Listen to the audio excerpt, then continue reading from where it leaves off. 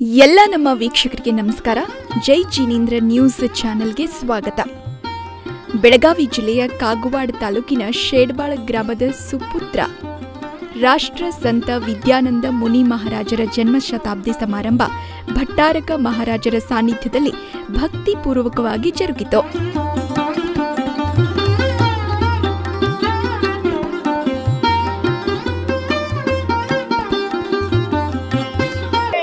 ಈ ದಿವಸ ನಮ್ಮ ಶೇಡ್ಬಾಳ ಗ್ರಾಮದಲ್ಲಿ ಹುಟ್ಟಿ ತಮ್ಮ ಬಾಲ್ಯಾವಸ್ಥೆಯಲ್ಲಿ ಇಲ್ಲೇ ವಿದ್ಯಾಧ್ಯಯನ ಹಾಗೂ ರಾಷ್ಟ್ರಭಕ್ತಿಯ ಒಂದು ವಿಶೇಷ ಕ್ರಾಂತಿಯಲ್ಲಿ ಭಾಗವಹಿಸಿ ಸ್ವತಂತ್ರ ಹೋರಾಟದಲ್ಲಿ ಭಾಗವಹಿಸಿ ಕೊನೆಗೆ ಮಹಾವೀರ್ ಕೀರ್ತಿ ಮುನಿಗಳಿಂದ 1946ರಲ್ಲಿ ಮೋಕ್ಷ ಮಾರ್ಗದ ಕಡೆಗೆ ಹೋಗಲಿಕ್ಕೆ ದೀಕ್ಷೆಯನ್ನು ತೆಗೆದುಕೊಂಡು ಈ ಒಂದು ಶೇಡ್ಬಾಳ ಗ್ರಾಮದ ಕೀರ್ತಿಯನ್ನ ಇಡೀ ವಿಶ್ವಾದ್ಯಂತ ಪ್ರಚುರಪಡಿಸಿದಂಥವರು ಸುರೇಂದ್ರರಿಂದ ಆಚಾರ್ಯ ವಿದ್ಯಾನಂದ ಆದಂಥ ವ್ಯಕ್ತಿತ್ವ ಇವತ್ತು ಈ ಒಂದು ಊರನ್ನ ಬೆಳಗಿಸಿದ್ದಾರೆ. ಈ ಊರಿನ ಕೀರ್ತಿಯನ್ನ ವಿಶ್ವದಲ್ಲಿ ಪಸರಿಸಿದ್ದಾರೆ.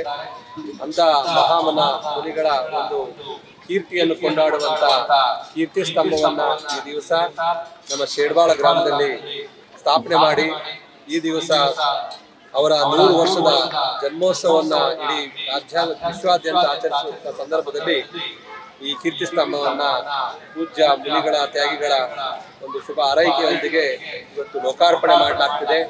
ನಮ್ಮ ಗ್ರಾಮದ ನಮ್ಮ ಊರಿನ ಆ ಮಹಾಮನ ಸಿದ್ಧಾಂತ ಚಕ್ರವರ್ತಿ ಆಚಾರ್ಯ ಶ್ರೀ ವಿದ್ಯಾನಂದ ಮುನಿಗಳ ಒಂದು ಕೀರ್ತಿ ಈ ಊರನ್ನ ಬೆಳಗ್ಗೆ ಹೆಚ್ಚಿಸಿದೆ. ಹಾಗೆ ಅವರ ಒಂದು ವಿದ್ವತ್ತು, ತಪಸ್ಸು, ಜ್ಞಾನ ನಮ್ಮ ಎಲ್ಲ ಸಾಧು ಸಮಾಜಕ್ಕೆ ಆದರ್ಶವಾಗಿದೆ. ಅವರ ಕೀರ್ತಿ ಯಾವಾಗಲೂ ಈ ಊರಿನನ್ನ ಇನ್ನಷ್ಟು ಬೆಳಗಿಸ್ಲಿ, ಈ ಊರಿನಲ್ಲಿ ಕ್ಷೇಮ, ಅಭಿವೃದ್ಧಿ ಎಲ್ಲವೂ ಬೆಳಗಿಸುವಂತಾಗಲಿ ಅಂತೇಳಿ ಈ ಕೀರ್ತಿ ಸ್ತಂಭವನ್ನ ಲೋಕಾರ್ಪಣೆ ಮಾಡಿ ಶುಭ ಹಾರೈಸಿದ್ದಾರೆ. ಶೇಡ್ಬಾಳ್ ಪಟ್ಟಣದಲ್ಲಿ ಜನಿಸಿದ ಬಾಲಕ ದೇಶದ ಹೊಸ ದೆಹಲಿಯಿಂದ ಸಂಪೂರ್ಣ ವಿಶ್ವದ ರಾಷ್ಟ್ರಗಳ ನಾಯಕರು ನತಮಸ್ತಕರಾಗಿ ತಮ್ಮ ಸಮಸ್ಯೆಗಳಿಗೆ ಪರಿಹಾರ ಕಂಡುಕೊಂಡಿದ್ದ ಅಪರೂಪದ ರಾಷ್ಟ್ರ ಸಂತ ವಿದ್ಯಾನಂದ ಮುನಿ ಮಹಾರಾಜರು ಉತ್ತರ ಕರ್ನಾಟಕದವರು ಅಲ್ಲದೆ ಶೇಡ್ಬಾಳ್ ಗ್ರಾಮದವರು. ಈ ಖ್ಯಾತಿ ಸಂಪೂರ್ಣ ವಿಶ್ವ ಧರ್ಮಕ್ಕೆ ಸಲ್ಲುತ್ತಿದೆ ಎಂದು ಹೊಂಬುಜ ಜೈನ ಮಠದ ಪೀಠಾಧಿಪತಿ ಡಾಕ್ಟರ್ ದೇವೇಂದ್ರ ಕೀರ್ತಿ ಭಟ್ಟಾರ್ಕರ್ ಹೇಳಿದರು. ಭಾನುವಾರದಂದು ಶೇಡ್ಬಾಳ್ ಪಟ್ಟಣದ ವಿದ್ಯಾನಂದ ಮುನಿರಾಜ ಕನ್ನಡ ಶಾಲಾ ಆವರಣದಲ್ಲಿ ಪ್ರಥಮಾಚಾರ್ಯ ಶಾಂತಿಸಾಗರ ಮಹಾರಾಜರ ಆಚಾರ್ಯ ಪದವಿ ಶತಮಾನೋತ್ಸವ ರಾಷ್ಟ್ರ ಸಂತ ವಿದ್ಯಾನಂದ ಮುನಿ ಮಹಾರಾಜರ ಜನ್ಮ ಶತಾಬ್ದಿ ವರ್ಷ ಹಾಗೂ ವಿಜಯಪುರ ಜ್ಞಾನ ಯೋಗಾಶ್ರಮದ ಸಿದ್ದೇಶ್ವರ ಮಹಾಸ್ವಾಮೀಜಿಯವರ ಪುಣ್ಯ ಸ್ಮರಣೋತ್ಸವ ಈ ಸಂಯುಕ್ತ ಕಾರ್ಯಕ್ರಮ ಜರುಗಿತು.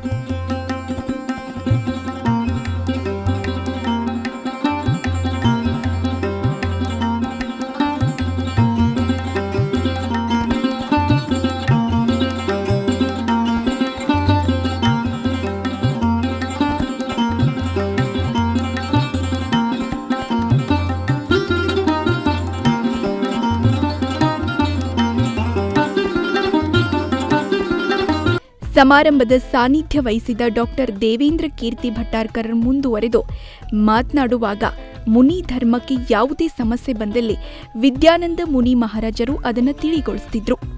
ದೇಶದ ಆಗಿನ ಪ್ರಧಾನಿ ಇಂದಿರಾ ಗಾಂಧಿಯವರಿಗೆ ಕಾಂಗ್ರೆಸ್ ಪಕ್ಷ ಸಮಸ್ಯೆಯಲ್ಲಿದ್ದಾಗ ಹಸ್ತಚಿಹ್ನೆ ನೀಡಿ ಆಶೀರ್ವಾದ ನೀಡಿದ್ರು.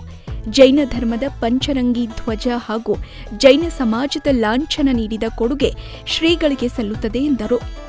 ಆಚಾರ್ಯ ಶಾಂತಿಸಾಗರ ಮಹಾರಾಜರು ಭೋಜ್ನಲ್ಲಿ ಜನ್ಮ ತಾಳಿದ್ರೆ ಅದಕ್ಕಿಂತ ಹಿಂದೆ 100 ವರ್ಷಗಳ ಹಿಂದೆ ಆಚಾರ್ಯ ಪೂಜ್ಯಪಾದ ಸ್ವಾಮಿಗಳು, ಆಚಾರ್ಯ ಸಮಂತಭದ್ರರು, ಆಚಾರ್ಯ ಕೊಂದಕೊಂದ ಸ್ವಾಮಿಗಳು, ಹಾಗೆ ಉಮಾಸ್ವಾತಿ ಮುನಿಗಳು, ದೊಡ್ಡ ದೊಡ್ಡ ಜನಸೇನ ಆಚಾರ್ಯರು, ದೊಡ್ಡ ದೊಡ್ಡ ಆಚಾರ್ಯರು ಮುನಿಗಳು ಎಲ್ಲ ಈ ನಮ್ಮ ದಕ್ಷಿಣ ಭಾರತದಲ್ಲಿ ಹುಟ್ಟಿ ಜೈನ ಧರ್ಮವನ್ನ ಜನರ ಧರ್ಮವನ್ನಾಗಿ ಪರಿಚಯಿಸಿ ಜಿನವಾಣಿ ಸರಸ್ವತಿಯ ಪರಿಚಯವನ್ನ ಮಾಡಿಸಿದಂತ ಮಹಾನ್ ಪುರುಷರು ಈ ನಮ್ಮ ದಕ್ಷಿಣದ ಭೂಮಿಯಲ್ಲಿ ಇದ್ದಾರೆ. ಕಳೆದ 100 ವರ್ಷಗಳ ಹಿಂದೆ ಆಚಾರ್ಯ ಶಾಂತಿಸಾಗರ ಮಹಾರಾಜರು ನಮ್ಮ ಈ ಕರ್ನಾಟಕದ ಭೂಮಿಯಲ್ಲಿ ಹುಟ್ಟಿ ಯಾವ ಕಾಲದಲ್ಲಿ ಮುನಿಗಳ ದರ್ಶನ ಮಾಡುವಂಥದ್ದು ದುರ್ಲಭವಾಗಿತ್ತು. ಅಂತ ಸಂದರ್ಭದಲ್ಲಿ ಸ್ವತಃ ಮುನಿ ದೀಕ್ಷೆಯನ್ನು ತೆಗೆದುಕೊಂಡು ಭಾರತಾದ್ಯಂತ ಪಾದವಿಹಾರವನ್ನು ಮಾಡಿ ಶತಶತಮಾನಗಳಿಂದ ಬಿಟ್ಟು ಹೋಗಿದ್ದಂತ ದಿಗಂಬರತ್ವ ಪರಿಚಯವನ್ನ ಆಚಾರ್ಯ ಶಾಂತಿಸಾಗರ ಮಹಾರಾಜರು ಮಾಡಿ ತೋರಿಸಿದ್ರು. ಅವರು ಮುನಿ ದೀಕ್ಷೆಯನ್ನು ತೆಗೆದುಕೊಂಡ ಮೇಲೆ ಇವತ್ತು ನಾವು ಊರುಗಳಲ್ಲಿ ದಿಗಂಬರ ಮುನಿಗಳ ದರ್ಶನ ಮಾಡಲಿಕ್ಕೆ ಒಂದು ಅವಕಾಶ ಸಿಕ್ಕಿದೆ. ಅನೇಕ ಜನರು ಒಂದು ವಿಕಲ್ಪ ಇರುತ್ತೆ, ಆಚಾರ್ಯ ಶಾಂತಿಸಾಗರ ಮಹಾರಾಜರು ಇರದೇ ಹೋಗಿದ್ರೆ ಏನಾಗ್ತಿತ್ತು ಅನ್ನುವಂಥದ್ದು. ಸಹಜವಾಗಿ ಧರ್ಮ ಅಂದ್ರೆ ನಡೀತಿರುತ್ತೆ, ಹರಿಯುವ ನೀರಿನ ತರ ಹರಿದು ಹೋಗ್ತಾ ಇರುತ್ತೆ ಅನ್ನುವಂಥದ್ದು. ಆದ್ರೆ 300 ವರ್ಷಗಳು ಬ್ರಿಟಿಷರು, 700-800 ವರ್ಷಗಳು ಮೊಘಲರು, ಒಟ್ಟು 1000 ವರ್ಷವನ್ನ ಈ ದೇಶ ಪರಕ್ರಿಯೆಯಿಂದ ಆಳಲ್ಪಟ್ಟಿದ್ದಂಥ ದೇಶ. ನಮ್ಮ ಭಾರತೀಯ ಸಂಸ್ಕೃತಿ, ಭಾರತೀಯ ಸಂಸ್ಕಾರ, ಭಾರತೀಯ ಧರ್ಮಗಳಿಗೆ ಅವನತಿಯ ಒಂದು ಕಾಲವಾಗಿದ್ದಂಥ ಸಂದರ್ಭ. ಆ ಒಂದು ಸಂದರ್ಭದಲ್ಲಿ ಆಚಾರ್ಯ ವಿದ್ಯಾನಂದ ಮುನಿಗಳು ದಿಗಂಬರ ಮುನಿ ದೀಕ್ಷೆಯನ್ನು ತೆಗೆದುಕೊಂಡ್ರು. ಅವರು ಒಂದು ವೇಳೆ ಮುನಿಯಾಗಿ ದೀಕ್ಷೆ ತೆಗೆದುಕೊಂಡು ದಿನಧರ್ಮವನ್ನ ಪ್ರಚಾರ ಮಾಡದೇ ಇದ್ರೆ ಬಹುಶಃ ನಾವ್ಯಾರು ಸಹ ಇಲ್ಲಿ ಕುಳಿತುಕೊಂಡು ನಾವೆಲ್ಲ ಜೈನರು ಅಂತ ಹೇಳ್ಕೊಳ್ಳಿಕ್ಕೆ ಆಗ್ತಲೇ ಇರಲಿಲ್ಲ. ನಾವ್ಯಾರು ಅನ್ನುವಂಥ ಅಸ್ತಿತ್ವವೇ ಮರೆತು ಹೋಗ್ತಿತ್ತು. ಯಾಕೆ ಅಂತ ಹೇಳಿದ್ರೆ ಜೈನರ ಒಂದು ಪರಿಚಯವೇ ವೀತರಾಗತೆಯಿಂದ ದಿಗಂಬರತ್ವ ಇರೋದು. ಆ ಪರಿಚಯ ಶಾಂತಿಸಾಗರ ಮಹಾರಾಜರು ಮಾಡಿಕೊಟ್ಟಿದ್ದರಿಂದ ಇವತ್ತು ನಾವು ಊರಲ್ಲಿ ದೇವಸ್ಥಾನಗಳನ್ನ, ಬಸದಿಗಳನ್ನ ಕಟ್ಟಿದ್ದೇವೆ, ಪಂಚಕಲ್ಯಾಣಗಳನ್ನ ಮಾಡ್ತಾ ಇದ್ದೀವಿ. ನಮ್ಮ ಭಗವಂತರ ಗುರುಗಳ ಹೆಸರಲ್ಲಿ ಶಾಲೆ, ಕಾಲೇಜು, ಆಸ್ಪತ್ರೆ, ಧರ್ಮದ ಪ್ರಭಾವನೆ ಮಾಡ್ತಾ ಇದ್ದೀವಿ. ಎಲ್ಲದಕ್ಕಿಂತ ಹೆಚ್ಚಾಗಿ ನಾವಿವತ್ತು ನಮೋಕಾರ ಮಂತ್ರವನ್ನು ಸಹ ಸರಿಯಾಗಿ ಹೇಳ್ತಾ ಇದೀವಿ ಅಂತ ಹೇಳಿದ್ರೆ ಅದಕ್ಕೆ ಮುಖ್ಯ ಕಾರಣ ಆಚಾರ್ಯ ಶ್ರೀ ಶಾಂತಿಸಾಗರ ಮಹಾರಾಜರು. ಒಂದ್ ವೇಳೆ ಅವ್ರು ಇರದೇ ಇದ್ರೆ ನಮ್ಮ ಮಂತ್ರ ಅನ್ನೋದು ಯಾವುದಕ್ಕೂ ಗೊತ್ತಿರಲಿಲ್ಲ, ನಮ್ಮ ಶಾಸ್ತ್ರ ಯಾವುದು ಅಂತ ಓದ್ಲಿಕ್ಕೂ ನಮಗೆ ಗೊತ್ತಾಗ್ತಿರ್ತಿಲ್ಲ, ನಮ್ಮ ಗುರುಗಳು ಯಾರು ಅನ್ನುವಂಥದ್ದು ಸಹ ನಮಗೆ ಪರಿಚಯ ಆಗ್ತಿರ್ತಿಲ್ಲ. ಆಚಾರ್ಯ ಶಾಂತಿಸಾಗರ ಮಹಾರಾಜರು ಈ ಭೂಮಿಯ ಮೇಲೆ ಹುಟ್ಟಿ, ನಮ್ಮ ಈ ಕನ್ನಡದ ಭೂಮಿಯಲ್ಲಿ ಹುಟ್ಟಿ ಇಡೀ ಭಾರತಾದ್ಯಂತ ಮುನಿ ಧರ್ಮವನ್ನ ಪ್ರಚಾರ ಮಾಡಿದ್ರು. ಅಂತ ಮಹಾಮುನಿಗಳ ಒಂದು ಆಚಾರ್ಯ ಪದಾರೋಹಣ ಸಂಘದ ನೇತೃತ್ವವನ್ನು ತೆಗೆದುಕೊಂಡವರು, ಶ್ರಾವಕರು, ಮುನಿಗಳು ಎಲ್ಲ ಚತುಸ್ಸಂಘದ ನಾಯಕತ್ವವನ್ನು ವಹಿಸಿಕೊಂಡು 100 ವರ್ಷ ಆಯಿತು. 1924ರಲ್ಲಿ ಅವರು ಶ್ರವಣಬೆಳಗೊಳದ ಮಹಾಮಸ್ತಕಾಭಿಷೇಕಕ್ಕೆ ಮುನಿ ಸಂಘದೊಂದಿಗೆ ವಿಹಾರ ಮಾಡಿರ್ತಾರೆ. ಅಲ್ಲಿ ದರ್ಶನ ಮಾಡಿದ ಮೇಲೆ ಸಮಡೋಲಿಯಲ್ಲಿ ಬಂದು ಆಚಾರ್ಯ ಪದವಿಯನ್ನು ಗ್ರಹಣೆ ಮಾಡಿದ ನಂತರ ಸಮೇಧ ಶಿಖರ ಯಾತ್ರೆ ನಿಮಿತ್ತವಾಗಿ ಅವರು ಉತ್ತರ ಭಾರತಕ್ಕೆ ಹೋಗ್ತಾರೆ. ಇಂಥ ಒಂದು ಸಂದರ್ಭವನ್ನ ನಮ್ಮ ಇಡೀ ದೇಶಾದ್ಯಂತ ನೆನಪಿಟ್ಟುಕೊಂಡು ಆಚರಿಸಲಾಗ್ತಿದೆ. ಈ ವರ್ಷ ಇದೇ ನೆನಪಿನಲ್ಲಿ ಶ್ರೀ ಹೊಂಬುಜ ಜೈನ ಮಠದ ವತಿಯಿಂದಲೇ ಭಾರತ ಸರ್ಕಾರ ಅಂಚೆ ಇಲಾಖೆ ವತಿಯಿಂದ ಪ್ರಯತ್ನ ಪಟ್ಟು ಅಂಚೆ ಚೀಟಿಯನ್ನು ಸಹ ಕಳೆದ 2 ತಿಂಗಳ ಹಿಂದೆ ಬಿಡುಗಡೆ ಮಾಡಲಾಯಿತು. ಅವರ ಸ್ಮರಣಾರ್ಥ ಕೇಂದ್ರ ಸರ್ಕಾರದ ವತಿಯಿಂದ ಅಂಚೆ ಚೀಟಿಯನ್ನು ಸಹ ಬಿಡುಗಡೆ ಮಾಡಲಾಗಿದೆ. ಅವರ ನೆನಪಿನಲ್ಲಿ ಒಂದು ಕಾಯಿನ್ ಅನ್ನು ಸಹ ಬಿಡುಗಡೆ ಮಾಡಬೇಕು ಕೇಂದ್ರ ಸರ್ಕಾರದಿಂದ ಅಂತ ಹೇಳಿ ಫೈನಾನ್ಸ್ ಡಿಪಾರ್ಟ್ಮೆಂಟ್ ಜೊತೆಗೆ ಚರ್ಚೆ ನಡೀತಾ ಇದೆ. ಬೇರೆ ಎಲ್ಲ ಮಹಾಪುರುಷರ ಒಂದು ಸಾಧನೆಗಳನ್ನ ನೆನಪು ಇಟ್ಕೊಳ್ಳಿಕ್ಕೋಸ್ಕರ ಸರ್ಕಾರ ಈ ರೀತಿಯ ಕೆಲಸ ಕಾರ್ಯಗಳನ್ನ ಪ್ರಯತ್ನ ಪಟ್ಟಾಗೆಲ್ಲ ಮಾಡುವಾಗ ನಮ್ಮ ಧರ್ಮವನ್ನ ಉಳಿಸಿದ್ರು, ನಮ್ಮ ಭೂಮಿಯಲ್ಲಿ ಈ ಏನು ಮನುಷ್ಯತ್ವ ಸಂಸ್ಕಾರವನ್ನ ಬೆಳೆಸಿದ್ರು ಅಂತ ಮಹಾಮನ ಶಾಂತಿಸಾಗರ ಮುನಿಗಳ ಒಂದು ಸ್ಮರಣೆಯೂ ಸಹ ಯಾವಾಗಲೂ ಇರಬೇಕು ಅನ್ನುವ ದೃಷ್ಟಿಯಿಂದ ಆ ಒಂದು ಪ್ರಯತ್ನ ನಡೆದಿದೆ. ಆದಷ್ಟು ಬೇಗ ಅದು ಪೂರ್ಣ ಆಗುತ್ತೆ ಅನ್ನುವಂಥ ನಂಬಿಕೆ ಇದೆ.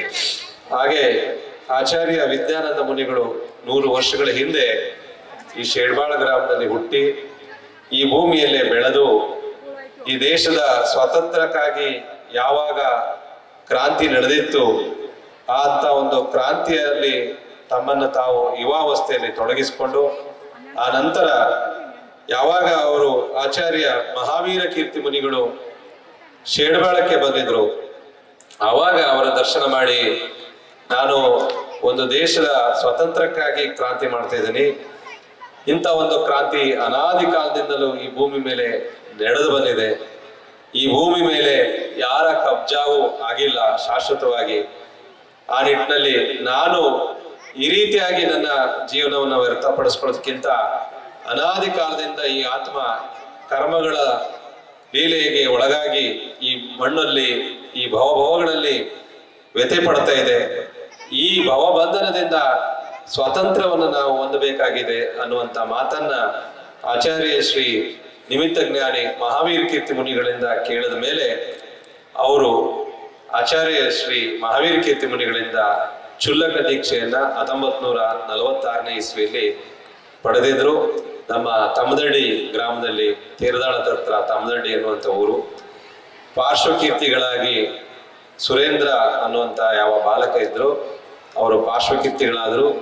ಅರ್ಹದಾಸ ಅನ್ನುವಂಥ ಬ್ರಹ್ಮಚಾರಿ ಪಾರ್ಶ್ವ ಸಾಗರ ಅಂತ ಆಗಿ ನಂತರ ಹೊಂಬುಜ ಮಠದ ದೇವೇಂದ್ರ ಕೀರ್ತಿ ಭಟ್ಟಾರಕರಾಗಿ 1947ನೇ ಇಸ್ವಿಯಲ್ಲಿ ಅವರು ಪಟ್ಟಾಭಿಷೇಕ ಆಗಿದ್ರು.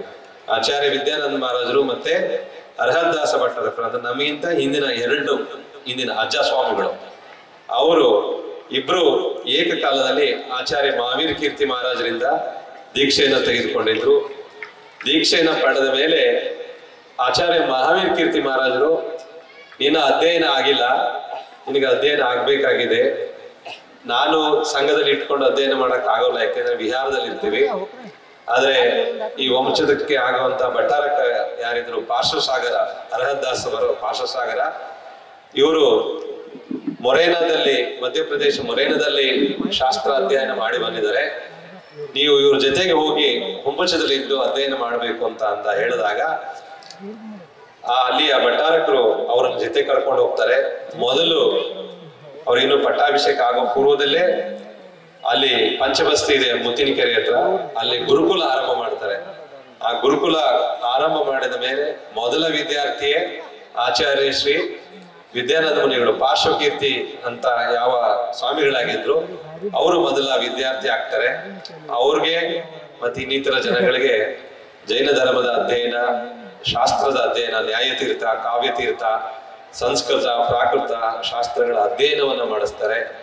ಅಲ್ಲೇ 5 ವರ್ಷ ನಿರಂತರವಾಗಿ ಅವ್ರ ಜೊತೆಗೆ ಅಧ್ಯಯನ ಮಾಡಿದ ಮೇಲೆ ಸುಮಾರು 15-16 ವರ್ಷ ಚಾತುರ್ಮಾಸ ಹೊರತುಪಡಿಸಿ ಬಾಕಿ ಸಂದರ್ಭದಲ್ಲಿ ಅವರು ಅಲ್ಲಿ ಅಧ್ಯಯನ ಮಾಡ್ಲಿಕ್ಕೆ ಕುಳಿತಿದ್ರು. ಚಾತುರ್ಮಾಸಕ್ಕೆ ಬೇರೆ ಬೇರೆ ಕಡೆ ಹೋಗ್ತಿದ್ರು. 61ನೇ ಇಸ್ವಿಯಲ್ಲಿ ವಂಶದ ಮಠಕ್ಕೆ ಪಟ್ಟಾಭಿಷೇಕ ಮಾಡಬೇಕು ಅನ್ನುವಂಥ ಚರ್ಚೆ ಆ ಭಟ್ಟಾರಕರಿಗೆ ಬಂತು. ನಾನ್ ದೀಕ್ಷೆ ತಗೊಳ್ಬೇಕು, ನೀನು ಈ ಮಠಕ್ಕೆ ಪಟ್ಟ ಆಗ್ಬೇಕು ಅಂತ ಹೇಳಿದಾಗ 61ನೇ ಇಸ್ವಿಯಲ್ಲಿ ಪದ್ಮಾವತಿ ಅಮ್ಮನವರ ಮುಂದೆ ನೀವೆಲ್ಲ ಏನು ಕೌಲು ಕೇಳೋದು ಅಂತಿರಲ್ಲ, ಹೂವಿನ ಪ್ರಸಾದ ಕೌಲು ಕೇಳಿದಾಗ ಆಚಾರ್ಯ ವಿದ್ಯಾನಂದ ಮಹಾರಾಜರ ಹೆಸರಲ್ಲಿ ಪಾರ್ಶ್ವಕೀರ್ತಿ ಹೆಸರಲ್ಲಿ ಇವರನ್ನ ಹೊಂಬುಚ ಮಠದ ಪಟ್ಟ ಕಟ್ಟಬೇಕು ಅಂತ ಅಪ್ಪಣೆ ಕೇಳ್ತಾ ಇದೀವಿ, ತಾವು ಅಪ್ಪಣೆ ಕೊಟ್ರೆ ಇವರಿಗೆ ಪಟ್ಟ ಕಟ್ತೀವಿ ಅಂತ ಹೇಳಿದಾಗ 1 ಸಲ 2 ಸಲ 3 ಸಲ ಕೇಳಿದ್ರು, ಅವರಿಗೆ ಪ್ರಸಾದ ಹೂ ಬಿಡೋದಿಲ್ಲ. ಆಮೇಲೆ 62ನೇ ಇಸ್ವಿಗೆ ಅವರು ದಿಲ್ಲಿಗೆ ಹೋಗ್ತಾರೆ. ಆಚಾರ್ಯ ದೇಶಭೂಷಣ ಮನಿ ಮಹಾರಾಜರ ಒಂದು ಸಾನ್ನಿಧ್ಯವನ್ನು ಬಯಸಿ ಅವರಲ್ಲಿ ಪ್ರಾರ್ಥನೆ ಮಾಡಿ ದಿಲ್ಲಿಯ ಪೆರೇಡ್ ಗ್ರೌಂಡ್ ನಲ್ಲಿ ಅವರು ದಿಗಂಬರ ಮುನಿ ದೀಕ್ಷೆಯನ್ನ ಪಡೆದು ಮುನಿ ವಿದ್ಯಾನಂದ ಆಗಿ ಅವರು ದೀಕ್ಷೆಯನ್ನ ತೆಗೆದುಕೊಳ್ತಾರೆ. ಈ ಪ್ರಸಂಗ ಯಾಕೆ ಹೇಳಿದ್ವಿ ಅಂತ ಹೇಳಿದ್ರೆ 2011ನೇ ಇಸ್ವಿ ನಾವು ಹೊಂಬುಜಕ್ಕೆ ಪಟ್ಟಾಭಿಷೇಕ ಆಗೋದು ಅನ್ನುವಂಥದ್ದು ನಿಶ್ಚಿತ ಆದ್ಮೇಲೆ ಆಚಾರ್ಯ ಶ್ರೀಯವರ ದರ್ಶನಕ್ಕಾಗಿ ಮೊದಲನೇ ಸಲಿಗೆ ನಮ್ಗೆ ನೆನಪಿರೋದು ಒಂದೇ ಸಲ, ಯಾಕೆಂದ್ರೆ ಮೊದಲು ಚಿಕ್ಕ ವಯಸ್ಸಿನಲ್ಲಿ ಶ್ರವಣಬೆಳಗೊಳ ಮಸ್ತಕಾಭಿಷೇಕದಲ್ಲಿ ನೋಡಿದ್ ನೆನಪಿಲ್ಲ. ಹಾಗಾಗಿ ಶ್ರವಣಬೆಳಗೊಳದ ಗುರುಗಳು ಮತ್ತೆ ಧರ್ಮಸ್ಥಳದ ವೀರೇಂದ್ರ ಹೆಗಡೆಯವರ ಸಹೋದರರು ಎಲ್ಲ ಸೇರಿ ಮೊದಲನೇ ಸಲಿಗೆ ಪಟ್ಟಾಭಿಷೇಕ ನಿಶ್ಚಿತ ಆಗಿದೆ, ಅವ್ರ ಆಶೀರ್ವಾದ ಪಡಿಬೇಕು ಅಂತ ಹೇಳಿ ದಿಲ್ಲಿಗೆ ಕುಂದು ಭಾರತಿಗೆ ಹೋಗಿದ್ವಿ. ಹೋದಾಗ ವಂಶಕ್ಕೆ ಹೊಸ ಭಟ್ಟಾರಕರು ಬರ್ತಾ ಇದೆ, 1 ವರ್ಷ ಖಾಲಿ ಇತ್ತು. ಅವರೇ ಅಲ್ಲಿಂದ ಆದೇಶ ಮಾಡಿ ಆ ಪಟ್ಟ ಖಾಲಿ ಇಡಬಾರ್ದು, ಬೇಗ ಯಾರನ್ನಾದ್ರೂ ಯೋಗ್ಯರನ್ನ ಕೂರಿಸಿ ಅಂತ ಹೇಳಿ ಶ್ರವಣಬೆಳಗೊಳ ಸ್ವಾಮೀಜಿಯವರಿಗೆ ವೀರೇಂದ್ರ ಹೆಗಡೆ ಅವರಿಗೆಲ್ಲ ಆದೇಶ ಮಾಡಿದ್ರು. ಹುಡುಕಾಟ ಮಾಡಿ ಆ ನಂತರ ನಮ್ದು ನಿಶ್ಚಯ ಆಗಿತ್ತು. ಅವಾಗ ಮಹಾರಾಜರ ದರ್ಶನಕ್ಕೆ ಹೋಗಿ ನಾವು ತೆಂಗಿನಕಾಯಿ ಎಲ್ಲ ತಯಾರಿ ಮಾಡ್ಕೊಂಡು ಹೋಗಿದ್ವಿ. ಅವಾಗ ಅವರ ದರ್ಶನ ಇನ್ನು ನಾವು ಅಡ್ಡ ಬಿದ್ದಿಲ್ಲ. ಅಡ್ಡ ಬೀಳೋ ಮುಂಚೆ ಭಟ್ಟಾರಕ್ರೆ ಇದು ತಗೊಳ್ಳಿ, ಇದು ಪಿಂಚಿ, ಇದು ತಗೊಳ್ಳಿ. ಅವ್ರು ಯಾವ್ದೋ ಒಂದು ಹಳೆ ಒಂದು ಪುಸ್ತಕ ಇಟ್ಕೊಂಡಿದ್ರು ಜೆರಾಕ್ಸ್, ಇದು ತಗೋ ಶಾಸ್ತ್ರ, ಇದು ಪ್ರಿಂಟ್ ಮಾಡಿಸ್ಬೇಕು ವಂಶದಿಂದ. ಇದು ಹಿಂದೆ ಮಂಜ ಹೆಗಡೆಯವರು ಮತ್ತೆ ದೊಡ್ಡ ವಿದ್ವಾಂಸರೆಲ್ಲ ಸೇರಿ ಮಾಡಿದ್ರು. 60 ವರ್ಷ ಆಯ್ತು ಈ ಪುಸ್ತಕ ಇಲ್ಲ. ಈ ಪುಸ್ತಕ ಪ್ರಿಂಟ್ ಮಾಡೋ ಪರಮಾತ್ಮ ಪ್ರಕಾಶ ಅಂತೇಳಿ. ಇದ್ರಲ್ಲಿ ವ್ಯವಹಾರವೂ ಇದೆ, ನಿಶ್ಚಯವೂ ಇದೆ. ಗೃಹಸ್ಥರಾದ ನಿಮ್ಮ ವಂಶದಲ್ಲಿ ವ್ಯವಹಾರವೂ ಇದೆ. ಯಾರಿಗೆ ಮೋಕ್ಷ ಬೇಕು ಪಾರ್ಶ್ವನಾಥ ಸ್ವಾಮಿಯ ದರ್ಶನ ಮಾಡಿ, ಯಾರಿಗೆ ವ್ಯವಹಾರ ಬೇಕು ಅವ್ರು ಪದ್ಮಾವತಿ ಹತ್ರ ಹೋಗಿ ಕೇಳಿ ಅಂತ ಹೇಳಿ ನೀವು ಪ್ರಚಾರ ಮಾಡಿ ಅಂತ ಹೇಳಿ ಆಶೀರ್ವಾದ ಮಾಡಿ. ಅದು ಒಂದು ಬೆಳ್ಳಿ ಚೊಂಬು, ಇದು ನೀರು ಕುಡಿಲಿಕ್ಕೆ, ಒಂದು ಬೆಳ್ಳಿ ಲೋಟ ಗ್ಲಾಸ್ ಕೊಟ್ಟು ಇದು ನಿಮಗೆ ಹಾಲು ಕುಡಿಲಿಕ್ಕೆ ಅಂತ ಹೇಳಿ ನಾವಿನ್ನು ಅವ್ರಿಗೆ ಕೈ ಮುಗಿದು ಸರಿಯಾಗಿ ಅವ್ರಿಗೆ ಇನ್ನು ನಮಸ್ಕಾರ ಮಾಡಕ್ ಆಗ್ತಿಲ್ಲ. 3 ನಿಮಿಷದೊಳಗೆ ಎಲ್ಲ ಅವ್ರಿಗೆ ಏನೇನು ಕೊಡ್ಬೇಕಾಗಿತ್ತು, ಏನೇನ್ ಮಾಡ್ಬೇಕು ಎಲ್ಲ ಒಂದೇ ನಿಮಿಷಕ್ಕೆ ಕೊಟ್ಟು ಆಶೀರ್ವಾದ ಮಾಡ್ಬಿಟ್ರು. ನಂಗೆ ಬಹಳ ಖುಷಿಯಾಗಿದೆ. ವಂಶ ಕೀಟ ಖಾಲಿ ಇಲ್ಲ, ಉಳಿದಿಲ್ಲ, ಬೇಗ ಪಟ್ಟ ಆಯ್ತು. ನನಗೆ ತುಂಬಾ ಸಂತೋಷ. ನನ್ನ ಕಾಲದಲ್ಲೂ ಅಂದ್ರೆ ಅವರು ಯಾವಾಗ ದೀಕ್ಷೆ ತಗೊಂಡ್ರು ಅವಾಗಲೂ 1-1.5 ವರ್ಷ ಪೀಠ ಖಾಲಿ ಇತ್ತು. ಅವಾಗ ಖಾಲಿ ಇತ್ತು, ನಂತರ ಬೇಗ ಆಯ್ತು. ಈಗ ಮತ್ತೆ ಖಾಲಿ ಆಗಿದ್ದು ನೋಡಿ ನಮಗೆ ಚಿಂತೆ ಆಗಿತ್ತು. ಆದ್ರೆ ನೀನು ಅಲ್ಲಿಗೆ ಬಂದಿದ್ದು ಬಹಳ ಒಳ್ಳೇದಾಯ್ತು. ಅವಾಗ ಇದು ಹೇಳಿದ್ರು ನನಗೆ 61ನೇ ಇಸ್ವಿಲಿ ನನಗೆ ಆ ಪದ್ಮಾವತಿ ಕೌಲು ಕೊಡ್ಲಿಲ್ಲ. ಕೌಲು ಕೊಟ್ಟಿದ್ರೆ ನಾನು ವಂಶದಲ್ಲೇ ಪಟ್ಟಾಭಿಷೇಕ ಆಗಿರ್ತಿದ್ದೆ, ಭಟಾರಕ್ಕಾಗಿರ್ತಿದ್ದೆ ಅಂತ ಹೇಳಿದ್ರು. ನಾವೊಂದು ದೇವಿಗೆಲ್ಲ ಗೊತ್ತಿತ್ತು, ಅವಧಿಜ್ಞಾನಿ. ಅವಳಿಗೆ ನೀವು ವಂಶದಲ್ಲಿ ಇದ್ರೆ ಬರೀ ಕರ್ನಾಟಕದವ್ರು ಆಗೇ ಇರ್ತಿದ್ರಿ. ಆ ದೇವಿ ನಿಮ್ಮನ್ನ ಡೆಲ್ಲಿಗೆ ಕಳಿಸಿ ಇಡೀ ವಿಶ್ವಕ್ಕೆ ಮಾಡ್ಬೇಕು ಅಂತ ಗೊತ್ತಿತ್ತು. ಅದಕ್ಕೆ ನೀವು ಭಟ್ಟಾರಕ್ಕೆ ಮಾಡ್ಲಿಲ್ಲ, ನಿಮಗೆ ಮಹಾ ಆಚಾರ್ಯರು ಮಾಡಿದ್ರು ಪದ್ಮಾವತಿ ಅಮ್ಮನವರು. ಹಾಗಂತ ಹೇಳಿದಾಗ ನಮ್ಗೆ ಬೆನ್ನು ತಟ್ಟಿ ಬಹಳ ಹುಷಾರಿದೆ ಅಂತ ಹೇಳಿ ಆಶೀರ್ವಾದ ಮಾಡಿದ್ರು. ಅವರ ನಂತರ ಸುಮಾರು 10 ವರ್ಷ ಅವ್ರ ಸಮಾಧಿ ಆಗೋವರೆಗೂ ನಿರಂತರ ಪ್ರತಿ ವರ್ಷ 2 ಸಲ 3 ಸಲ ಅವ್ರ ದರ್ಶನಕ್ಕೆ ಹೋಗ್ತಿದ್ವಿ. ಅವರ ಜನ್ಮ ದಿವಸ, ಅವರ ಮುನಿ ದೀಕ್ಷಾ ಒಂದು ದಿನ ಕಾರ್ಯಕ್ರಮಕ್ಕೆ, ಮತ್ತೆ ಯಾವ್ದಾದ್ರು ಕಾರ್ಯಕ್ರಮ ಇದ್ದಾಗೆಲ್ಲ ಡೆಲ್ಲಿಗೆ ಹೋಗೋದು ಬರೋದು, ಅವರ ಒಂದು ಆಶೀರ್ವಾದ ವೈಯಾವೃತ್ತಿ ಸೇವೆಯನ್ನ ಮಾಡ್ತಿದ್ವಿ. ಯಾವಾಗ ಹೋದ್ರು ಅವ್ರು ಕುಂದು ಭಾರತೀಯಲ್ಲೇ ಉಳಿಸ್ಕೊಂಡು ಅಧ್ಯಯನ ಮಾಡುವಂಥದ್ದು, ಸ್ವಾಧ್ಯಾಯ ಇದ್ದು ಈ ತರ ಒಂದು ಇದ್ ಮಾಡ್ತಿದ್ರು. ಅವ್ರಿಗೆ ನಮಗೊಂದು ಸಂಸ್ಮರಣೆ ನೆನಪು ಮಾಡಿದ್ರು. ನಾನು ಹೊಂಬುಜಕ್ಕೆ ಬಂದಾಗ, ಅಧ್ಯಯನಕ್ಕೆ ಬಂದಾಗ ನಾನು ಅನ್ಪಡ್, ನಾನು ಸಾಮಾನ್ಯ ಓದಿದ್ದು. ನಾನು ಮತ್ತೆ ಹುಡುಗಾಟಿಕೆ ಮಾಡ್ಕೊಂಡು ಶಾಲೆ ಬಿಡೋದು, ಸ್ವತಂತ್ರ ಓಡಾಡ್ತಿದ್ರು. ಅಲ್ಲಿ ಇಲ್ಲಿಂದ ಹುಡುಗರು ಮಂದಿ ಓಡಾಡ್ಕೊಂಡು ಹೋಗ್ತಿದ್ದೆ. ನಾನು ಓದ್ಲಿಲ್ಲ. ಆದ್ರೆ ನಾನು ವಂಶಕ್ಕೆ ಬಂದ ಮೇಲೆ ನಾನು ಶಾಸ್ತ್ರಾಧ್ಯಯನ ಎಲ್ಲ ಓದ್ಲಿಕ್ಕೆ ಶುರು ಮಾಡಿದೆ.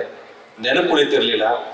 ಅದಕ್ಕೆ ನಾನು ಪ್ರತಿನಿತ್ಯ ಆ ಮುತ್ತಿನ ಕೆರೆ ಇದೆಯಲ್ಲ, ಮುತ್ತಿನ ಕೆರೆಯಲ್ಲಿ ತಾವರೆ ಹೂವನ್ನೆಲ್ಲ ಆರಿಸಿ ನಾನು ಹೋಗಿ ದಿನ ಪದ್ಮಾವತಿಗೆ ಮುಂದೆ ಇಡ್ತಿದ್ದೆ.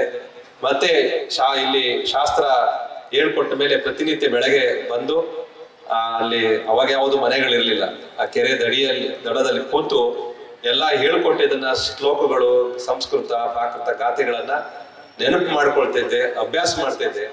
ನನಗೆ ನೆನಪಾಗಿ ಇವತ್ತು ಏನಾದ್ರೂ ನಾನು ಶಾಸ್ತ್ರದ ನೆನಪುಗಳಿದೆ. ಅವ್ರ 90 ವರ್ಷ ಆಗ್ತಾ ಬಂದಿದ್ರು, ಒಂದು ಚೂರು ಶಾಸ್ತ್ರದ ವಿಷಯ ಮರಿತಿರ್ಲಿಲ್ಲ. ಏನ್ ಹೇಳಿದ್ರು ಅವರು ಶ್ಲೋಕ ಹೇಳೋರು, ಅದೆಲ್ಲ ವಿಷಯ ಹೇಳ್ತಿದ್ರು. ಅವ್ರು ಹೇಳಿದ್ರು ನನಗೆ ಬಂದಿದ್ದ ಜ್ಞಾನ ಎಲ್ಲ ಇವತ್ತು ವಂಶದಿಂದಲೇ. ನಾನು ಇವತ್ತು ಜ್ಞಾನಿಯಾಗಿದ್ದು ನನಗೆ ವಂಶ ಪದ್ಮಾವತಿ ಸಾನ್ನಿಧ್ಯ, ನನಗೆ ಅವ್ರು ಅರಾಧಾಸನವರು ಗುರುಗಳು ಅಂತ ಕರೀತಿದ್ರು. ನನಗೆ ಆ ಗುರುಗಳಿಂದ ತುಂಬಾ ಜ್ಞಾನ ಪ್ರಾಪ್ತಿ ಆಯ್ತು. ಆ ನಿಮಿತ್ತವಾಗಿ ಇವತ್ತು ನಮ್ಗೆ ಹೇಳ್ತಿದ್ರು ಯಾವಾಗ್ಲೂ, ನನಗೆ 1 ಲಕ್ಷ ಶ್ಲೋಕಗಳು ನೆನಪಿದೆ ಅಂತಿದ್ರು. 1 ಲಕ್ಷ. ನಾವು ಯಾರು ಈಗ 48 ಭಕ್ತಾಮರ ಹೇಳ್ಬೇಕು ಅಂದ್ರೆ ತಡರ್ಸಾಡ್ತೀವಿ. ಈಗ ಕಂಟಿನ್ಯೂ ಹೇಳಿ ಭಕ್ತಾಮರ ಅಂದ್ರೆ ಎಷ್ಟೇ ಅಭ್ಯಾಸ ಇದ್ರು 48 ಹೇಳ್ಬೇಕು ಅಂದ್ರೆ ಪುಸ್ತಕ ಪಕ್ಕಕ್ಕೆ ಇಟ್ಕೊಂಡಿರ್ತೀವಿ. ಶ್ರೀಶೈಲ ಜಗದ್ಗುರುಗಳಾದ ಡಾಕ್ಟರ್ ಚನ್ನಸಿದ್ದರಾಮ ಪಂಡಿತಾರಾಧ್ಯ ಶಿವಾಚಾರ್ಯ ಸ್ವಾಮೀಜಿ ಮಾತನಾಡಿ, ವಿದ್ಯಾನಂದ ಮುನಿ ಮಹಾರಾಜರು ಜೈನ ಸಮಾಜಕ್ಕೆ ಸೀಮಿತವಾಗದೆ ವಿಶ್ವ ಧರ್ಮದಕ್ಕೆ ಅಹಿಂಸಾ ತತ್ವಗಳನ್ನು ಸಾರಿ ಹೇಳಿದ್ರು. ಅವರು ಮಹಾನ್ ಜ್ಞಾನಿಗಳು. ವಿಜಯಪುರ ಜ್ಞಾನ ಯೋಗಾಶ್ರಮದ ಸಿದ್ದೇಶ್ವರ ಮಹಾಸ್ವಾಮೀಜಿಗಳು ಹಾಗೂ ವಿದ್ಯಾನಂದ ಮುನಿ ಮಹಾರಾಜರು ರಾಷ್ಟ್ರಕ್ಕೆ 21ನೇ ಶತಮಾನದ ಮಹಾಸಂತರಾಗಿದ್ದು, ಅವರ ಕಾಲಾವಧಿಯಲ್ಲಿ ನಾವೆಲ್ಲ ಬಾಳಿ ಬದುಕಿದ್ದು ಪುಣ್ಯವಂತರಾಗಿದ್ದೇವೆ ಎಂದರು. ಹೋಗಿ ಹೆಸರು ಮಾಡ್ತಾನಂದ್ರ ಈ ಮಣ್ಣಿನ ಕೀರ್ತಿ ಎಷ್ಟು ದೊಡ್ಡದು, ಈ ಮಣ್ಣಿನ ಪುಣ್ಯ ಎಷ್ಟು ದೊಡ್ಡದು ಅನ್ನುವಂಥದ್ದನ್ನ ಈ ಮೂಲಕ ನಾವು ಅರ್ಥೈಸಿಕೊಳ್ಳಬಹುದು. ಹುಟ್ಟೋದು ಬಹಳ ಮುಖ್ಯ ಅಲ್ಲ. ಪ್ರತಿಯೊಬ್ಬ ಮನುಷ್ಯನಿಗೆ ಹುಟ್ಟು ಕಾಲಕ್ಕೆ ಪರಮಾತ್ಮ ಒಂದು ನೋಟ್ಬುಕ್ ಕೊಟ್ಟು ಕಳಿಸಿರ್ತಾನ, ಒಂದು ನೋಟ್ಬುಕ್ ಜೊತೆ ಕೊಟ್ಟು ಕಳಿಸಿರ್ತಾನ. ಅದ್ರೊಳಗೆ ಮೊದಲನೇ ಪೇಜ್ ಬರೆದಿರ್ತದ ಹುಟ್ಟು. ಆಮೇಲೆ ಕೊನೆಯ ಪುಟದೊಳಗೆ ಬರೆದಿರ್ತಾರ ಸಾವು. ಮಧ್ಯದ ಪುಟ ಎಲ್ಲ ಖಾಲಿ ಇರ್ತಾವ. ಅದರೊಳಗ ಏನು ಬರ್ಕೊಳ್ಬೇಕು ಅನ್ನೋದನ್ನ ನಮಗೆ ಬಿಟ್ಟು ಖಾಲಿ ಪುಟವನ್ನು ಕೊಟ್ಟು ಕಳಿಸಿರ್ತಾನೆ ಪರಮಾತ್ಮ. ಸುರೇಂದ್ರ ಅನ್ನುವಂತಹ ಈ ಗ್ರಾಮದ ಬಾಲಕನಿಗೂ ಅಂಥದ್ದೇ ಒಂದು ಪುಸ್ತಕವನ್ನು ಪರಮಾತ್ಮ ಕೊಟ್ಟು ಕಳಿಸಿದ್ದ. ಆದ್ರ ಆ ಬಾಲಕ ಖಾಲಿ ಇರೋ ಪುಟದೊಳಗ ಪಾರ್ಶ್ವಕೀರ್ತಿ ಅಂತ ಬರ್ಕೊಂಡ, ವಿದ್ಯಾನಂದ ಅಂತ ಬರ್ಕೊಂಡ, ರಾಷ್ಟ್ರ ಸಂತ ಅನ್ನುವಂತಹ ಕೀರ್ತಿಗೆ ಭಾಜನರಾದ. ಅಷ್ಟ ಅಲ್ಲ, ರಾಷ್ಟ್ರದ ಎಲ್ಲ ನಾಯಕರು ತಲೆಬಾಗುವ ಮಟ್ಟಕ್ಕೆ ತಮ್ಮ ವ್ಯಕ್ತಿತ್ವವನ್ನು ವಿಕಾಸ ಮಾಡಿಕೊಂಡ್ರು ಅಂದ್ರೆ ಅವ್ರು ಎಷ್ಟು ದೊಡ್ಡವರಿದ್ರು ಅನ್ನುವಂಥದ್ದನ್ನ ಈ ಮೂಲಕ ನಾವು ಅರ್ಥೈಸಿಕೊಳ್ಬಹುದು. ಹಿಂದಿ ಒಳಗೆ ಒಬ್ಬ ಕವಿ ಬರೀತಾನೆ, ಜಬ್ ತುಮ್ ಆಯೆ ಜಗತ್ ಮೇ ಜಗ ಹಸೆ ತುಮ್ ರೋಯ್. ಕಬೀರ್ ದಾಸರು ಹೇಳೋ ಮಾತಿದು, ಜಬ್ ತುಮ್ ಆಯೆ ಜಗತ್ ಮೇ ಜಗ ಹಸೆ ತುಮ್ ರೋಯ್, ಐಸಿ ಕರ್ನಿ ಕರ್ ಚಲೋ, ऐसी करनी कर चलो, तुम हसे जग रोय, तुम हसे जग रोय ಅಂತ. ನೀವೆಲ್ಲ ಹುಟ್ಟು ಕಾಲಕ್ಕ ಪರಿಸ್ಥಿತಿ ಹೆಂಗಿರ್ತದೆ ಅಂದ್ರ, ಹುಟ್ಟಿದಾಗ ನೀವು ಅಳ್ತಿರ್ತೀರಿ, ಸುತ್ತಮುತ್ತಿದ್ದವರೆಲ್ಲ ನಗ್ತಿರ್ತಾರ, ಖುಷಿ ಪಡ್ತಿರ್ತಾರ. ಹೌದಿಲ್ಲ? ಅಕಸ್ಮಾತ್ ಹುಟ್ಟಿದ ಮೇಲೆ ಬಹಳ ಹೊತ್ತಿನ ತನಕ ನೀವೇನಾದ್ರೂ ಅಳಲಿಲ್ಲ ಅಂದ್ರ ಏನ್ ಮಾಡ್ತಾರ? ಅವ್ರು ಅಳಕ್ ಚಾಲು ಮಾಡ್ತಾರ. ಇಲ್ಲ ನಿಮ್ಮನ್ನ ಏನಾರ ಮಾಡಿ ಅಳಸಾಕ್ ಶುರು ಮಾಡ್ತಾರೆ. ನೀವ್ ಏನ್ ಮಾಡಿದ್ರು ಅಳಲಿಲ್ಲ ಅಂದ್ರೆ ಅವ್ರು ಅಳಕ್ ಚಾಲು ಮಾಡ್ತಾರೆ. ಹುಟ್ಟು ಇಷ್ಟೊತ್ತಾದ್ರೂ ಇದು ಅಳವಲ್ತಂದ್ರೆ ಇದು ಏನಾಗಿತ್ತೋ ಏನೋ, ಸರಿಯಾಗಿ ಆಯ್ತೋ ಇಲ್ಲೋ ಅನ್ನೋ ಸಂದೇಹ. ಹಿಂಗೆ ನೀವು ಹುಟ್ಟಿದಾಗ ಅಳ್ಕೋತ ಹುಟ್ತೀರಿ. ನೀವು ಅಳೋದನ್ನ ಕಂಡು ಜಗತ್ತು ನಗ್ತಿರ್ತದ, ಜಗತ್ ನಗ್ತಿರ್ತದ. ಕಬೀರ್ ದಾಸರು ಹೇಳ್ತಾರೆ, ನೀನು ಹುಟ್ಟುವಾಗ ಅಳ್ಕೋತ ಹುಟ್ಟಿಪ್ಪ, ನೀನ್ ಅಳೋದನ್ನ ಕಂಡು ಜಗತ್ತು ನಗ್ತಿತ್ತು. ಇಂಥ ಜಗತ್ತಿನಿಂದ ಹೋಗೋದಕ್ಕಿಂತಲೂ ಮೊದಲ ಒಂದು ಅದ್ಭುತವಾದ ಕೆಲಸವನ್ನ, ಕಾರ್ಯವನ್ನ, ಸಾಧನೆಯನ್ನು ಮಾಡ್ಕೊಂಡು ಹೋಗ್ಬೇಕಲ್ಲ. ನೀನ್ ಹೋಗೋ ಕಾಲಕ್ಕೆ ನಕ್ಕೋತ ಹೋಗ್ಬೇಕು, ಜನ ನಿನ್ನಿಂದ ಅಳ್ಕೋತ ಬೆನ್ನ ಹತ್ತಿರ್ಬೇಕು, ಹಂಗ್ ಮಾಡ್ಕೊಂಡು ಹೋಗು ಅಂತ ಹೇಳ್ತಾರೆ. ಬಹುತೇಕ ಅಂಥ ಮಹತ್ ಸಾಧನೆಯನ್ನು ಮಾಡಿರುವಂತಹ ಒಂದು ದೊಡ್ಡ ಕೀರ್ತಿ ಅದು ಯಾರಿಗೆ ಸಲ್ಲಬೇಕು ಅಂದ್ರೆ ಅದು ವಿದ್ಯಾನಂದ ಮುನಿ ಮಹಾರಾಜರಿಗೆ ಸಲ್ಲಬೇಕಾಗಿರುವಂತಹ. ಅವರು ನಿಮ್ಮಂಗ ಈ ಹಳ್ಳಿ ಒಳಗೆ ಜನ್ಮ ತಾಳಿದ್ರು. ಆದ್ರೆ ತಮ್ಮ ಸಾಧನೆಯ ಮೂಲಕ, ವ್ಯಕ್ತಿತ್ವದ ಮೂಲಕ, ಜ್ಞಾನದ ಮೂಲಕ, ಪ್ರವಚನದ ಮೂಲಕ ತಾವು ಅಳವಡಿಸಿಕೊಂಡಿರುವಂತಹ ಜ್ಞಾನವನ್ನ, ತಾವು ಮಾಡುವಂತಹ ಪ್ರವಚನವನ್ನ, ಅದೆಲ್ಲವನ್ನ ತಮ್ಮ ಜೀವನದಲ್ಲಿ ಅಳವಡಿಸಿಕೊಳ್ಳೋದರ ಮೂಲಕ ಅವರೊಬ್ರು ರಾಷ್ಟ್ರ ಸಂತರಾಗಿ ಅವರು ಈ ಭೌತಿಕ ಜಗತ್ತಿನಿಂದ ನಿರ್ಗಮಿಸೋ ಕಾಲಕ್ಕ ದೇಶದ ಎಲ್ಲ ಜನ ಕಣ್ಣೀರು ಸುರಿಸ್ತಾ ಇತ್ತು ಅಂದ್ರೆ ಅವ್ರ ವ್ಯಕ್ತಿತ್ವ ಆ ಮಟ್ಟದಲ್ಲಿ ಏರಿತ್ತು ಅನ್ನುವಂತಹದ್ದನ್ನ ಈ ವೇದಿಕೆಯ ಮೂಲಕ ನಾವು ಹೇಳಲಿಕ್ಕೆ ಬಯಸ್ತೀವಿ. ಅದರ ಜೊತೆಗೇನೆ ಲಿಂಗೈಕ್ಯ ಸಿದ್ದೇಶ್ವರ ಮಹಾಸ್ವಾಮಿಗಳವರ ಸ್ಮರಣೆಯನ್ನು ಕೂಡ ಈ ವೇದಿಕೆಯ ಮೂಲಕ ನೀವೆಲ್ಲ ಆಚರಿಸ್ತಾ ಇರೋದು ನಿಜಕ್ಕೂ ಶ್ಲಾಘನೀಯವಾಗಿರುವಂತಹದ್ದು. ಸಿದ್ದೇಶ್ವರ ಸ್ವಾಮಿಗಳು ಅಂದ್ರೆ ಜ್ಞಾನ ಯೋಗಿಗಳು. ಸಾಂಸಾರಿಕ ಪ್ರಾಪಂಚಿಕವಾದ ಯಾವ ಆಸೆ ಆಕಾಂಕ್ಷೆಗಳಿಗೂ ಕೂಡ, ಅದು ಕೀರ್ತಿ ಆಗಿರಬಹುದು, ಲೌಕಿಕವಾಗಿರಬಹುದು, ಅಲೌಕಿಕವಾಗಿರಬಹುದು, ಯಾವುದೇ ರೀತಿಯಾಗಿರುವಂತಹ ಸಾಂಸಾರಿಕ ಬಂಧನಕ್ಕೆ ತಮ್ಮ ಮನಸ್ಸನ್ನ ಆಕರ್ಷಣೆಗೊಳಿಸದೆ ಎಲ್ಲದರಿಂದಲೂ ಮುಕ್ತವಾಗಿರುವಂತಹ ವಿಮುಕ್ತವಾದ ಆತ್ಮ ಅಂದ್ರೆ ಅದು ಸಿದ್ದೇಶ್ವರ ಸ್ವಾಮಿಗಳು ಅಂತ ಹೇಳಿ ನಾವಿಲ್ಲಿ ಹೇಳಲಿಕ್ಕೆ ಬಯಸ್ತೀವಿ. ಅವರ ಪ್ರವಚನ ಅಂದ್ರೆ ಅದು ಜ್ಞಾನದ ಸಾಗರ. ಈ ಭಾಗದ ಅಷ್ಟೇ ಇಲ್ಲ, ಕರ್ನಾಟಕದ ಯಾವ ಮೂಲೆಗೆ ಹೋದರೂ ಕೂಡ ಅವರ ಪ್ರವಚನ ಅಂದ್ರೆ ಸಾವಿರ ಜನ, ಲಕ್ಷ ಜನ ಹರಿದು ಬಂದು ಅವರ ಪ್ರವಚನವನ್ನ ಕೇಳ್ತಾ ಇದ್ರು ಅನ್ನುವಂಥದ್ದು ಎಲ್ಲರಿಗೂ ತಿಳಿದಿರುವಂತಹ ಸಂಗತಿ ಆಗಿದೆ. ಸ್ವಾಮಿ ವಿವೇಕಾನಂದರ ನಂತರ ಪ್ರವಚನಕ್ಕೆ ಇಷ್ಟು ಜನ ಕುತ್ಕೊಂಡು ಕೇಳ್ತಾ ಇದ್ರು ಅಂದ್ರೆ ಅದು ಸಿದ್ದೇಶ್ವರ ಸ್ವಾಮಿಗಳ ಪ್ರವಚನಕ್ಕೆ ಅನ್ನುವಂಥದ್ದನ್ನ ನಾವು ಮರೀಲಿಕ್ಕೆ ಆಗೋದಿಲ್ಲ. ಅಂಥವರ ಸ್ಮರಣೆಯನ್ನು ಕೂಡ ಇಲ್ಲಿ ನೀವು ಮಾಡುತ್ತಾ ಇರೋದು ಸ್ತುತ್ಯಾರ್ಹವಾಗಿರುವಂತಹದ್ದು. ಇದು ಶಾಂತಿಸಾಗರ ಮುನಿ ಮಹಾರಾಜರ ಆಚಾರ್ಯ ಪದಗ್ರಹಣ ಶತಾಬ್ದಿ ಸಮಾರೋಹ. ಶಾಂತಿಸಾಗರ ಮುನಿ ಮಹಾರಾಜರು ಆಚಾರ್ಯ ಪದವನ್ನ ಸ್ವೀಕರಿಸಿ 100 ವರ್ಷಗಳು ಗತಿಸ್ತಾ ಇದ್ದಾರೆ. ಆಚಾರ್ಯ ಅನ್ನೋ ಪದ ಬಹಳ ಶ್ರೇಷ್ಠವಾಗಿರುವಂಥ ಪದ ಇದು. ಆಚಾರ್ಯ ಅಂತ ಯಾರಿಗೆ ಕರಿಬೇಕು ಅನ್ನೋದನ್ನ ಶಾಸ್ತ್ರದಲ್ಲಿ ಬಹಳ ಸೊಗಸಾಗಿ ವಿಶ್ಲೇಷಣೆಯನ್ನು ಮಾಡಿದ್ದಾರೆ. ಆ ಚಿನೋತಿ ಶಾಸ್ತ್ರಾರ್ಥಾನ್ ಆಚಾರ್ಯ ಸ್ಥಾಪಯತ್ಯಪಿ ಸ್ವಯಂ ಆಚರತೆ ಯಸ್ಮಾತ್ ಆಚಾರ್ಯಸ್ತೇನ ಕೀರ್ತಿತಃ ಆಚಾರ್ಯಸ್ತೇನ ಕೀರ್ತಿತಃ. 3 ವಿಶೇಷವಾದ ಸಂಗತಿಗಳನ್ನು ಅಳವಡಿಸಿಕೊಂಡವನಿಗೆ ಆಚಾರ್ಯ ಆಚಾರ್ಯ ಅಂತ ಕರಿಬೇಕು ಅಂತ ಶಾಸ್ತ್ರದಲ್ಲಿ ಹೇಳಿದ್ದಾರೆ. ಏನವು 3 ಸಂಗತಿಗಳು ಅಂದ್ರೆ, ಮೊದಲನೇದು ಆಳವಾಗಿರುವಂತಹ ಅಧ್ಯಯನ. ಆಚಿನೋತಿ ಶಾಸ್ತ್ರಾರ್ಥಾನ್. ಯಾವ ಯಾವ ಗ್ರಂಥದಲ್ಲಿ ಯಾವ ಯಾವ ಸಾಹಿತ್ಯದಲ್ಲಿ ಅತ್ಯುತ್ತಮವಾಗಿರುವಂಥ ವಿಚಾರಗಳು ಸಿಗುತ್ತವೆಯೋ ಆ ಎಲ್ಲ ಸಂಗತಿಗಳನ್ನ ಆಮೂಲಾಗ್ರವಾಗಿ ಮತ್ತು ಆಳವಾಗಿ ಅಧ್ಯಯನ ಮಾಡಿರುವುದು. ಆಳವಾಗಿ ಅಧ್ಯಯನವನ್ನು ಮಾಡಿರುವುದು ಇದು ಮೊದಲನೇ ಸಂಗತಿ. ಇನ್ನು ಎರಡನೇ ಸಂಗತಿ ಯಾವುದು ಅಂದ್ರೆ, ತಾನು ಅಧ್ಯಯನ ಮಾಡಿರುವಂತಹ ಸಂಗತಿಗಳನ್ನ ವಿಚಾರಗಳನ್ನ ಕೇವಲ ತನ್ನ ಆತ್ಮೋನ್ನತಿಗೆ ಮಾತ್ರ ಬಳಸದೆ ತನ್ನ ಬಳಿಗೆ ಬಂದಿರುವಂತಹ ಸದ್ಭಕ್ತರಿಗೆ, ಸಾರ್ವಜನಿಕರಿಗೆ, ಜಿಜ್ಞಾಸುಗಳಿಗೆ, ಆಸಕ್ತರಿಗೆ ಅವರಿಗೆ ತಿಳಿಯುವ ರೀತಿಯಲ್ಲಿ ಅದನ್ನ ಹೇಳುವಂತಹ ಪ್ರವಚನ ಕಲೆಯನ್ನು ಕೂಡ ಅವರು ಅಳವಡಿಸಿಕೊಂಡಿರಬೇಕು. ಕೇವಲ ನಾವು ತಿಳ್ಕೊಂಡ್ವಿ, ಅದನ್ನ ಹೇಳಲಿಕ್ಕೆ ಬರಲಿಲ್ಲ ಅಂದ್ರೆ ನಮಗೆ ಆ ಜ್ಞಾನದ ಉಪಯೋಗ ಆಗುತ್ತೆ ಹೊರತು ಸಮಾಜಕ್ಕೆ ಆ ಜ್ಞಾನದ ಉಪಯೋಗ ಆಗೋದಿಲ್ಲ.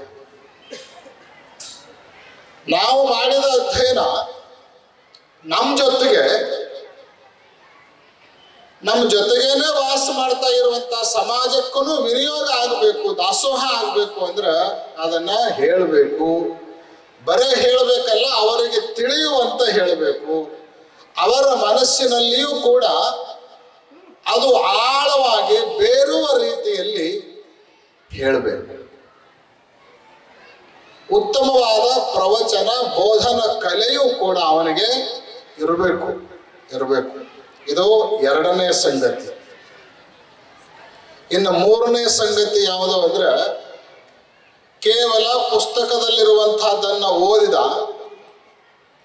ಬಳಿಗೆ ಬಂದವರಿಗೆ ಹೇಳಿದ, ಇಲ್ಲಿಗೆ ಮುಗಿಲಿಲ್ಲ. ಯಾವುದನ್ನು ಅಧ್ಯಯನ ಮಾಡಿರುತ್ತಾನೆಯೋ, ಯಾವುದನ್ನ ಅವನು ಉಪದೇಶ ಮಾಡ್ತಾ ಇರುತ್ತಾನೆಯೋ ಅದನ್ನ ತನ್ನ ಬದುಕಿನಲ್ಲಿಯೂ ಕೂಡ ಅಳವಡಿಸಿಕೊಂಡಿರಬೇಕು. ಆಚಾರ್ಯ ಸ್ಥಾಪಯತ್ಯಪಿ ಸ್ವಯಂ ಆಚರತೆ ಯಸ್ಮಾತ್ ಆಚಾರ್ಯಸ್ತೇನ ಕೀರ್ತಿತಃ ಅವನು ಕೂಡ ಆ ಸಂಗತಿಗಳನ್ನು ಅಳವಡಿಸಿಕೊಂಡವನಾಗಿರಬೇಕು.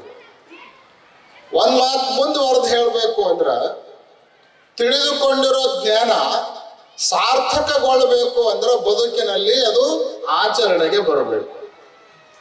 ಮಾಡುವ ಉಪದೇಶ ಪರಿಣಾಮಕಾರಿ ಆಗಬೇಕು, ಪ್ರಭಾವಪೂರ್ಣ ಆಗಬೇಕು ಅಂದ್ರೆ ಅದನ್ನು ನಾವು ಆಚರಿಸ್ತಾ ಇರಬೇಕು. ಒಂದು ವೇಳೆ ತಿಳಿದುಕೊಂಡಿದ್ದನ್ನ ಆಚರಿಸದೆ ಹೋದ್ರೆ ಜೀವನದಲ್ಲಿ ತರದೇ ಹೋದ್ರೆ ನಮ್ಮ ಜ್ಞಾನಕ್ಕೆ ನಾವೇ ಮಾಡಿಕೊಂಡ ಅಪಚಾರ. ಮಾಡುವ ಉಪದೇಶವನ್ನು ನಾವು ನಮ್ಮ ಜೀವನದಲ್ಲಿ ಅಳವಡಿಸಿಕೊಳ್ಳದೆ ಹೋದರೆ ಆ ಉಪದೇಶ ಕೇವಲ ಪರೋಪದೇಶ ಪಾಂಡಿತ್ಯಂ ಆಗುತ್ತೆ ಹೊರತು ನಮಗೆ ಅದರಿಂದ ಯಾವುದು ಪ್ರಯೋಜನ ಆಗೋದಿಲ್ಲ. ಅದಕ್ಕೆ ನಮ್ಮ ಜೀವನದೊಳಗೂ ಅದನ್ನು ನಾವು ಅಳವಡಿಸಿಕೊಳ್ಬೇಕು. ಯಾವುದೇ ಒಂದು ಸಂಗತಿಯನ್ನ ನಾವು ಅಳವಡಿಸಿಕೊಂಡು ಆಚರಿಸಿಕೊಂಡು ಹೇಳಿದಾಗ ಅದರ ಪ್ರಭಾವ ಮತ್ತು ಪರಿಣಾಮ ಉನ್ನತ ಮಟ್ಟದಲ್ಲಿ ಸಮಾಜದ ಮೇಲೆ ಉಂಟಾಗಲಿಕ್ಕೆ ಸಾಧ್ಯ ಆಗ್ತದೆ. ರಾಮಕೃಷ್ಣ ಪರಮಹಂಸರು ಅವರಿದ್ದ ಸಂದರ್ಭದಲ್ಲಿ ಒಬ್ಬ ಅಜ್ಜಿ, ಅವ್ರ ಮನೆಯೊಳಗೆ ಒಬ್ಬ ಮೊಮ್ಮಗ ಬಹಳಷ್ಟು ಬೆಲ್ಲ ತಿಂತಿದ್ದಂತವ. ಏನ್ ತಿಂತಿದ್ದ? ಬಹಳಷ್ಟು ಬೆಲ್ಲ ತಿಂತಿದ್ದ. ಅದರಿಂದ ಅವನ ಆರೋಗ್ಯದ ಮೇಲೆ ವಿಪರೀತ ಪರಿಣಾಮ ಆಗ್ತಾ ಇತ್ತು. ಎಲ್ಲರೂ ಹೇಳಿದ್ರು, ಯಾರು ಹೇಳಿದ್ರು ಕೂಡ ಹುಡುಗ ಬೆಲ್ಲ ತಿನ್ನೋದು ಬಿಡ್ಲಿಲ್ಲ.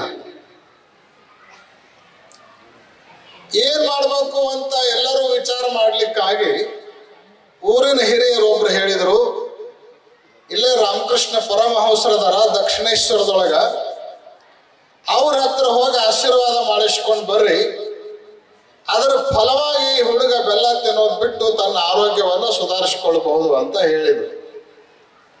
ಹಂಗೆ ಆಗ್ಲಿ ಅಂತ ಅಜ್ಜಿ ಮೊಮ್ಮಗನ್ ಕರ್ಕೊಂಡು ರಾಮಕೃಷ್ಣ ಪರಮಹಂಸರ ಹತ್ರ ಹೋದ್ಲು. ಆಶ್ರಮದ ಬಳಿ ಇರೋ ಒಂದು ವೃಕ್ಷದ ಕೆಳಗಡೆಗೆ ಪರಮಹಂಸರು ಕುತ್ಕೊಂಡಿದ್ರು. ಅಜ್ಜಿ ಬಂದು ನಮಸ್ಕಾರ ಮಾಡಿ ತನ್ನ ಪರಿಚಯ ಮಾಡಿಕೊಂಡು ತನ್ನ ಮೊಮ್ಮಗಂದು ಕೂಡ ಪರಿಚಯ ಮಾಡಿ ಒಂದು ಕೆಲಸದ ನಿಮಿತ್ತ ನಿಮ್ಮ ಹತ್ರ ಬಂದಿದ್ವಿ ಅಂತ ಹೇಳಿದ್ರು. ಏನು ಅಂತ ಕೇಳಿದ್ರು ರಾಮಕೃಷ್ಣ ಪರಮಹಂಸರು. ಈ ಹುಡುಗ ಬೆಲ್ಲ ಬಹಳ ತಿಂತಾನ, ಯಾರು ಹೇಳಿದ್ರು ಕೇಳ್ತಾ ಇಲ್ಲ, ಮನೆಯೊಳಗಿನ ತಂದೆ ತಾಯಿ ಗುರು ಹಿರಿಯರು ಅಷ್ಟೇ ಅಲ್ಲ ಡಾಕ್ಟರ್ ಸಹಿತ ಹೇಳಿದ್ರು ಕೂಡ ಈ ಹುಡುಗ ಬಿಡ್ತಾ ಇಲ್ಲ. ಇವನ ಆರೋಗ್ಯದ ಮೇಲೆ ದುಷ್ಪರಿಣಾಮವನ್ನು ಅದು ಬೀರ್ತಾ ಇದೆ. ನೀವು ಆಶೀರ್ವಾದ ಮಾಡಿ ಇವ ಬೆಲ್ಲ ತಿನ್ನುವಂಗ ಮಾಡ್ರಿ ಅಂತ ಹೇಳಿದ್ರು. ಆಗ ರಾಮಕೃಷ್ಣ ಪರಮಹಂಸರು, ಇವತ್ತದು ಸಾಧ್ಯ ಇಲ್ಲ, ಒಂದು ವಾರ ಬಿಟ್ಟು ಇವನು ಕರ್ಕೊಂಡು ಬಾರ್ವಾ, ಏನಾರ ಪ್ರಯತ್ನ ಮಾಡೋಣ ಅಂತ ಹೇಳಿದ್ರು. ಹಂಗೆ ಆಗಲ್ರಿ ಅಂತ ಮೊಮ್ಮಗನ್ ಕರ್ಕೊಂಡು ಮನೆಗೆ ಹೋದ್ಲು. ಒಂದು ವಾರ ಕಳೆದ ನಂತರ ಮತ್ತೆ ಕರ್ಕೊಂಡು ಬಂದ್ರು. ಆಗ ಮೊದಲೇ ಎಲ್ಲ ಮಾಹಿತಿ ಗೊತ್ತಿರುವಂತ ರಾಮಕೃಷ್ಣ ಪರಮಹಂಸರು ಅವನನ್ನ ಹತ್ರ ಕರೆದು ಅವನ ತಲೆ ಮೇಲೆ ಕೈ ಆಡಿಸಿ, ಬೆನ್ನ ಮೇಲೆಲ್ಲ ಕೈ ಆಡಿಸಿ, ತಮ್ಮ ಬೆಲ್ಲ ತಿನ್ನೋದ್ರಿಂದ ನಿನ್ನ ಆರೋಗ್ಯದ ಮೇಲೆ ಕೆಟ್ಟ ಪರಿಣಾಮ ಬೀರ್ತದ, ನೀನು ಅದರಿಂದ ತೊಂದರೆ ಪಡ್ಬೇಕಾಗ್ತದ. ಯಾವುದು ಆರೋಗ್ಯಕ್ಕೆ ಒಳ್ಳೇದಲ್ವೋ ಅದನ್ನ ಸೇವನೆ ಮಾಡಬಾರ್ದು, ಇವತ್ತಿನಿಂದ ಬೆಲ್ಲ ತಿನ್ನೋದು ಬಿಟ್ಬಿಡು ಅಂತ ಹೇಳಿದ್ರು. ಅವ್ರು ಹೇಳಿದ ತಕ್ಷಣವೇ ಆ ಹುಡುಗ ನೀವ್ ಹೇಳ್ತೀರಿ ಅಂದ್ಮೇಲೆ ಇಂದಿನಿಂದ ಬೆಲ್ಲ ತಿನ್ನೋದು ಬಿಟ್ಟು ಬಿಡ್ತೀನಿ ಅಂತ ಅವ್ರ ಪಾದಕ್ಕೆ ನಮಸ್ಕಾರ ಮಾಡಿದ. ಅಜ್ಜಿಗೆ ಆಶ್ಚರ್ಯ, ನೀವು ಹೇಳಿದಕ್ಕಿಂತಲೂ 100 ಪಟ್ಟು ಹೆಚ್ಚು ತಿಳುವಳಿಕೆ ನಾವೆಲ್ಲ ಹೇಳಿವಿ, ಆದ್ರೂ ಈ ಹುಡುಗ ಕೇಳಲಿಲ್ಲ. ನಾವು ಹೇಳಿದಕ್ಕಿಂತಲೂ ಬರೀ ಒಂದು 10% ನೀವು ಹೇಳಿರಿ, ನೀವು ಹೇಳಿದ ತಕ್ಷಣ ಈ ಹುಡುಗ ಕೇಳ್ತಾನ ಅಂದ್ರೆ ಇದೊಂದು ದೊಡ್ಡ ಆಶ್ಚರ್ಯ. ಅದಕ್ಕಿಂತಲೂ ಹೆಚ್ಚಾಗಿ ಒಂದು ವಾರದ ಹಿಂದೆ ಬಂದಾಗನ ಈ ಮಾತು ಹೇಳಿ ನೀವು ಕಳಿಸ್ಬೋದಾಗಿತ್ತು. ಒಂದು ವಾರ ಬಿಟ್ಟು ಬರ್ಲಿಕ್ಕೆ ಹೇಳಿ ಈಗ ನೀವು ಈ ಮಾತು ಹೇಳ್ತೀರಿ, ಆ ಹುಡುಗ ಕೇಳ್ತೀನಿ ಅಂತ ಮಾಡ್ತಾನಂದ್ರ ಇದ್ರ ಹಿಂದಿನ ಗುಟ್ಟೇನು ರಹಸ್ಯ ಏನು ಅಂತ ಕೇಳಿದ್ಲು. ಆಗ ರಾಮಕೃಷ್ಣ ಪರಮಹಂಸರಂತಾರ, ಒಂದು ವಾರದ ಹಿಂದೆ ನೀ ಹುಡುಗನ ಕರ್ಕೊಂಡು ಬಂದಾಗ ನಾನೇನಾದ್ರೂ ಹೇಳಿದ್ನಿ ಅಂದ್ರ ನಿಮ್ಮ ಮಾತನ್ನ ತಿರಸ್ಕಾರ ಮಾಡಿದಂಗ ನನ್ನ ಮಾತು ಕೂಡ ಈ ಹುಡುಗ ಕೇಳ್ತಿರ್ಲಿಲ್ಲ. ಯಾಕಂದ್ರ ನಾನು ಅವಾಗ ಬೆಲ್ಲ ತಿಂತಿದ್ನಿ ಅಂತ ಹೇಳಿದವು. ನಾನು ಸ್ವತಃ ಬೆಲ್ಲ ತಿಂತಿದ್ದೆ, ಮತ್ ನಾನು ಬೆಲ್ಲ ತಿಂದು ಅವನಿಗೆ ಬೇಡ ಅಂತ ಹೇಳಿದ್ರೆ ನನ್ನ ಮಾತಿನ ಪ್ರಭಾವ ಅವನ ಮೇಲೆ ಅದು ಆಗ್ತಿರ್ಲಿಲ್ಲ. ನೀವು ಇಲ್ಲಿ ತನಕ ಹೇಳಿದವರೆಲ್ಲ ಹೆಂಗ್ ಹೇಳಿರಿ ಅಂದ್ರೆ ನೀವು ಬೆಲ್ಲ ತಿಂದು ಅವನಿಗೆ ತಿನ್ನಬೇಡ ಅಂತ ಹೇಳಿರಿ. ಅದಕ್ಕೆ ನಿಮ್ಮ ಮಾತುಗಳನ್ನ ಹುಡುಗ ಕೇಳಿಲ್ಲ.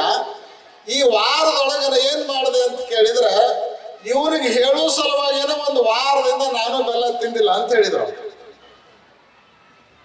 ಇವನಿಗೆ ಹೇಳೋ ಸಲುವಾಗೇನೆ ಒಂದು ವಾರದ ತನಕ ನಾ ಬೆಲ್ಲ ತಿನ್ನೋದನ್ನು ಬಿಟ್ಟು ತಿನ್ನುವ ಬೆಲ್ಲವನ್ನ ಬಿಡಲಿಕ್ಕೆ ಸಾಧ್ಯ ಆಗುತ್ತೋ ಇಲ್ಲೋ ಅನ್ನೋದನ್ನ ಮೊದಲು ನನ್ನ ಮೇಲೆ ನಾನು ಪ್ರಯೋಗ ಮಾಡಿಕೊಂಡು ಆಮೇಲೆ ಈ ಬಾಲಕನಿಗೆ ಹೇಳ್ತಾ ಇದ್ದೇನೆ. ಅದಕ್ಕೆ ಈ ಹುಡುಗ ನನ್ನ ಮಾತುಗಳನ್ನು ಕೇಳ್ತಾ ಇದ್ದಾನೆ ಅಂತ ರಾಮಕೃಷ್ಣ ಪರಮಹಂಸರು ಆ ಅಜ್ಜಿಗೆ ಹೇಳಿದ್ರಂತ. ಅಂದ್ರೆ ನಾವು ಹೇಳುವ ಮಾತು ಪರಿಣಾಮ ಮತ್ತು ಪ್ರಭಾವ ಪೂರ್ಣವಾಗಿರಬೇಕು ಅಂದ್ರೆ ನಮ್ಮ ಜೀವನದೊಳಗೂ ನಾವು ಅಳವಡಿಸಿಕೊಂಡಿರ್ಬೇಕು. ಹಿಂಗೆ ಈ ಮೂರೂ ಸಂಗತಿಗಳನ್ನ ಯಾವ ವ್ಯಕ್ತಿ ಅಳವಡಿಸಿಕೊಳ್ತಾನೋ ಅಂದ್ರೆ ಆಳವಾದ ಅಧ್ಯಯನ, ಆಮೇಲೆ ಪರಿಣಾಮಕಾರಿಯಾಗಿ ಇತರರಿಗೆ ಅದನ್ನ ಬೋಧನೆ ಮಾಡೋದು, ಆ ನಂತರ ತನ್ನ ಬದುಕಿನಲ್ಲಿ ಅಳವಡಿಸಿಕೊಳ್ಳೋದು. ಈ ಮೂರೂ ಸಂಗತಿಗಳನ್ನ ಯಾವ ವ್ಯಕ್ತಿ ಅಳವಡಿಸಿಕೊಳ್ತಾನೋ ಅವನೇ ಆಚಾರ್ಯನಾಗ್ತಾನೆ. ನಿಪ್ಪಾಣಿ ತಾಲೂಕಿನ ಹಂಚಿನಾಳ ಮಠದ ಮಹೇಶಾನಂದ ಸ್ವಾಮೀಜಿ ಮಾತನಾಡಿ, ಶೇಡಬಾಳದಲ್ಲಿ ಜನಿಸಿದ ವಿದ್ಯಾನಂದ ಮುನಿ ಮಹಾರಾಜರು ರಾಷ್ಟ್ರ ಸಂತರಾಗಿದ್ದರು. ಅವರು ಸಮಾಜಕ್ಕೆ ನೀಡಿದ ಕೊಡುಗೆ ಅಪಾರವಿದೆ.